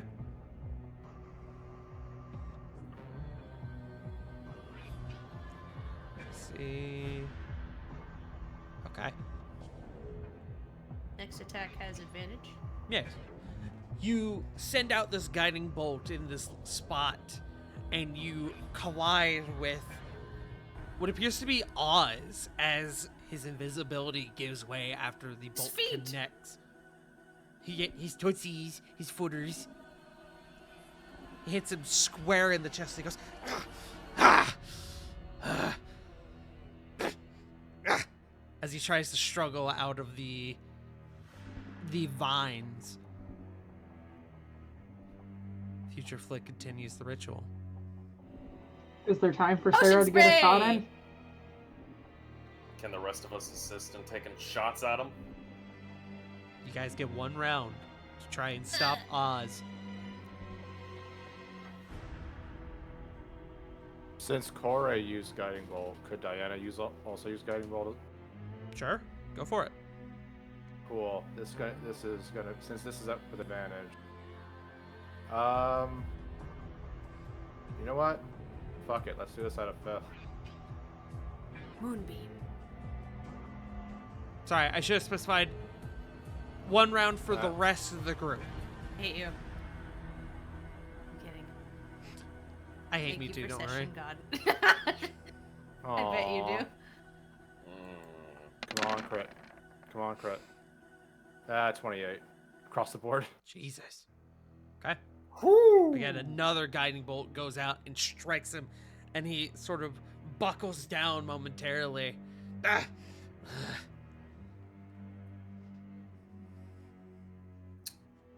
The rest of y'all got anything else?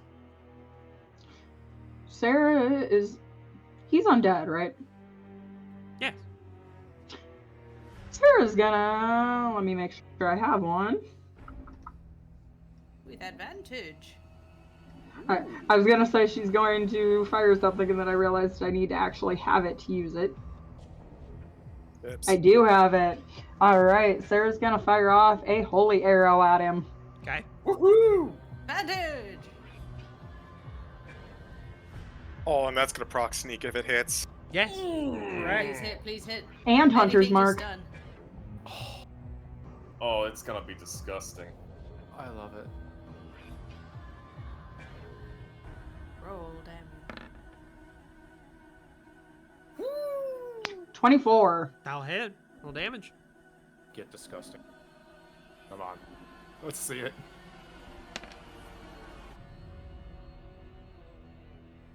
Ten damage on that. Okay. Holy arrow is 3d8 radiant to undead. Okay.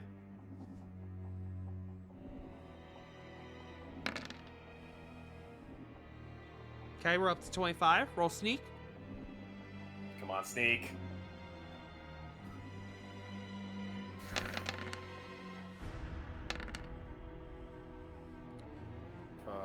So that is 42. Answer to life and everything. As the shot then collides into Oz and sends a charge outwards of holy energy, you can see his veins light up within, and it quickly disperses as he buckles down to both knees now. As he buckles down to his knees, Lily would like to give him a little parting gift. Uh-huh. I also has question. Uh-huh. Lily can go first. Well, Lily is going to stab him with Dandelion. You cannot. I can't? Oh yeah, Bramble Scramble. Leave. Yeah. Nope. And we No, can't you also leave. can't leave can't the leave. circle. Can't leave the circle. But she's still I pouting have up. a ranged attack. I'm still big. Yeah. You Oh. are still big, that's true. I do still Kill have him, my then. ranged attack. Get him! Roll it. I I need. don't know why it rolled. I clicked the right thing. Thank you. Wheel! 18. An 18 does not hit. Wheel! You already Oh, used your wait. wheel, I believe, Damn on it. yourself. You did, yes.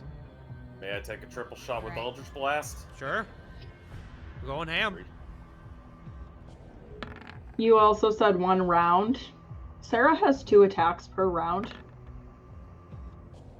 I mean, Lily also, well, normally does, but 2 out of 3, I would hope hit. 2 would hit. And yes, that is true. I did say 1 round, so go ahead and roll me the second attack, Sarah. Sarah. 14 force on the first one. 12 force on the second. That one is 17, technically. He's restrained, so that he's. second one would be a 17. Oh, he is restrained. Oh, Yeah, that's he's right. He is restrained. So, everything's got advantage. That's true. Get fucked, Oz. Oh. Just re-roll the 11. We don't have time to re-roll everything again. Yeah, yeah. Don't know why I did that. My apologies. Sarah, I need damage on the second short bow. Not 20! Okay. Roll. Let's hope it does good. That's pretty 13. good. 14, 16. Okay. As your group seeing Oz approach, you light this motherfucker up. Arrows, guiding bolts, eldritch blasts. By the end, it's like a firing squad, and by the time you guys are done, he is just sat there. The dagger falls from his hands, and he sort of with his head kind of, with his like upper body kind of leaning back a little bit, his head sort of looking up to the ceiling. He is breathing heavily, and he goes,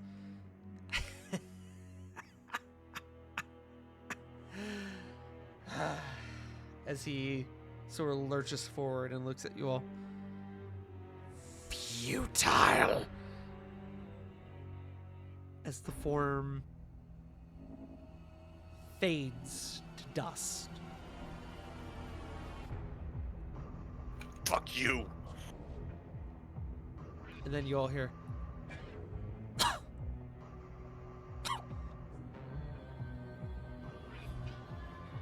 No.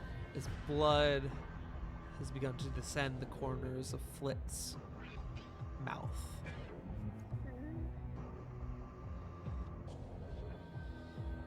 You know what's a bitch? Other than you? Your mom! The ability to clone yourself. As Oz sort of comes up from around Future Flit.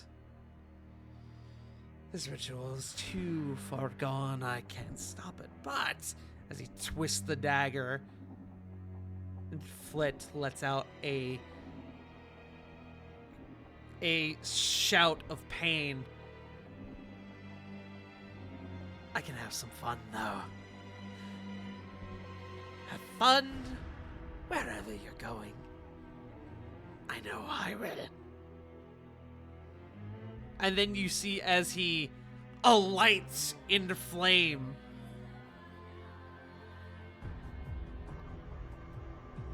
As from the doorway, you see Sindri. Oh, Damaged, one arm severed, not in the suit, holding what appears to be some sort of lighter in his hand. Not dead yet. Oz lets out a scream as he is lit in flame and the dagger falls to the floor once more. And with that, Flit takes her hands and spreads them outwards, and there is a pulse of magic. And as you all are shunted from this dimension, from this plane, you hear, "Good luck."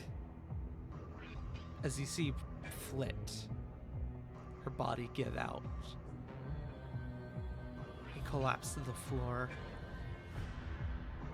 And as you all are sent spiraling towards a new Nivilus, that's where we are going to end for tonight. I watched myself die. You sure did, buddy. I genuinely, honest to God, hate Oz with a burning fucking passion. He is bullshit the character. It's on that man next. You're gonna have to get on the list. I think Lily has priority there. I don't know. He killed me. He did kill you. That is. He killed my first love, too! Like, legitimately speaking, I'm so fucking glad he's, like, dusted in our For now. timeline, because this is bullshit. What do you mean he's dusted? Smile. Y'all gave Just him said, back. Let me have this.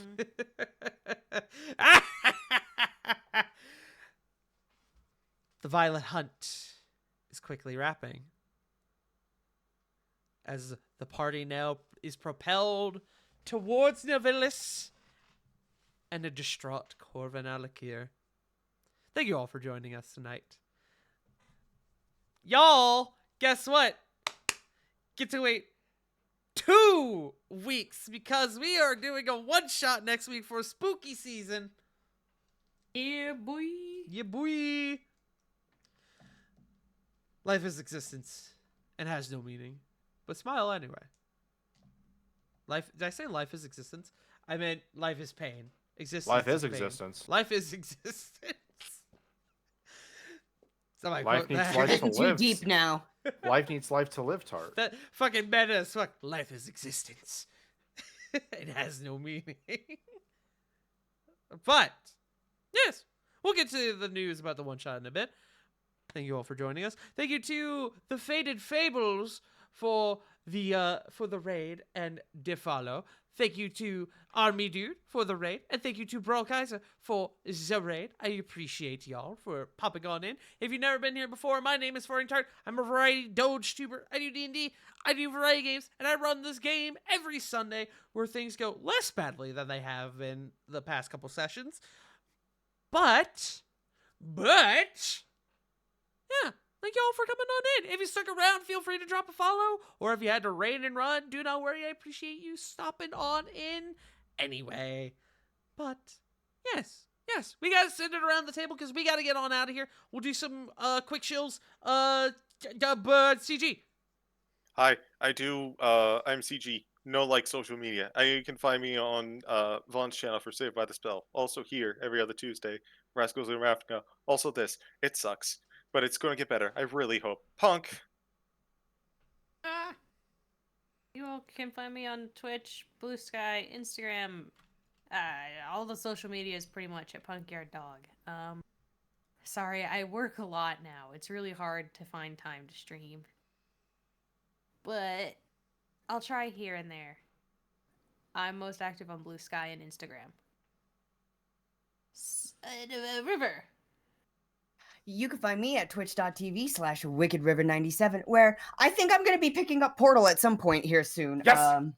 My partner's been dying to play it with me, and I've been promising them that we were going to. And now we're in different rooms. So I'm going to do that this week. Sarah. You can find me smacking my head against a damn wall at this game. Also, go check out Coscox, the lovely coffee game. Arc. I gave y'all a warning. J Frost, go. Twitch, Twitter, JFrost747. Streams every other time I can. Also, Saved by the Spell every Saturday. Spooky stream coming up soon, and other things. Rascals in Ravnica every other Tuesday. Tart, take over. Hello. My name is the Pudding Pastry. I've already technically showed myself, but you've already found me here at twitch.tv/fartingtart. Tomorrow, I don't know what the fuck I'm doing tomorrow. I'm gonna be honest with y'all gamers. But I'm gonna figure it out. And then I'll be here. Oh, you know what? I just got the Callisto Protocol for free for PlayStation Plus. I heard it's not very good, but it's a free game. Yes. Hey, did we miss someone? Joe didn't go. I know. Yeah, we missed someone. I know Joe didn't go. I was gonna purposefully skip it because we were running late. And I know that Joe's just gonna yell at the YouTube frogs. But Joe, if y'all want Joe to go, I mean, It's tradition. Listen, and I was sitting here going, "Oh my god, they actually forgot about me. This is absolutely hilarious. I'm gonna use this as fucking leverage to laugh at their faces." But then Tart's like, "No, I did it on purpose." I'm like, "Well, that just cheapens the win." Smile. Do you want to yell at the YouTube frogs?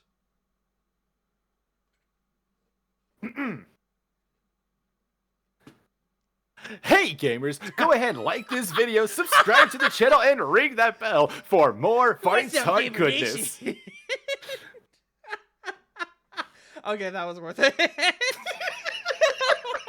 That was.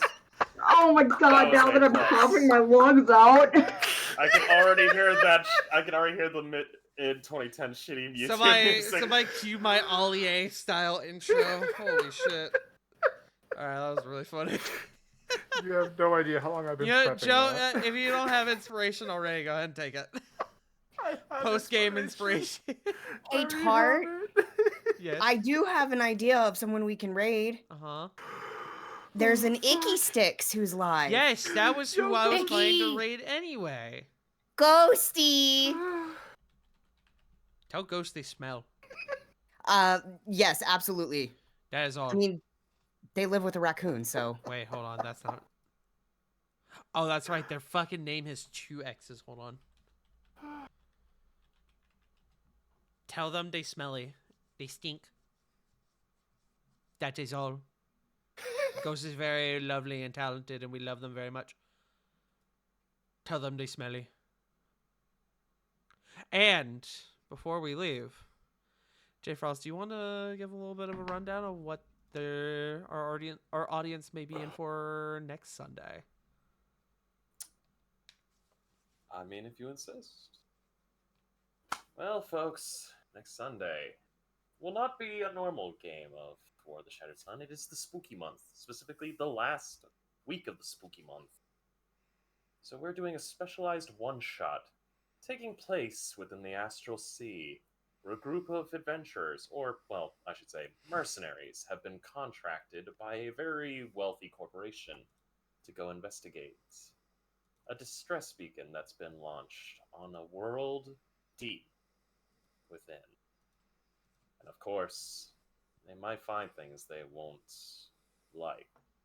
Because remember this, in the Astral Sea, no one can hear you scream. And with that now lingering in all your minds, we must bid you adieu. Thank you all for joining us. We love you all, and we will see you all next time. Bye-bye! Bye. Bye. Boy.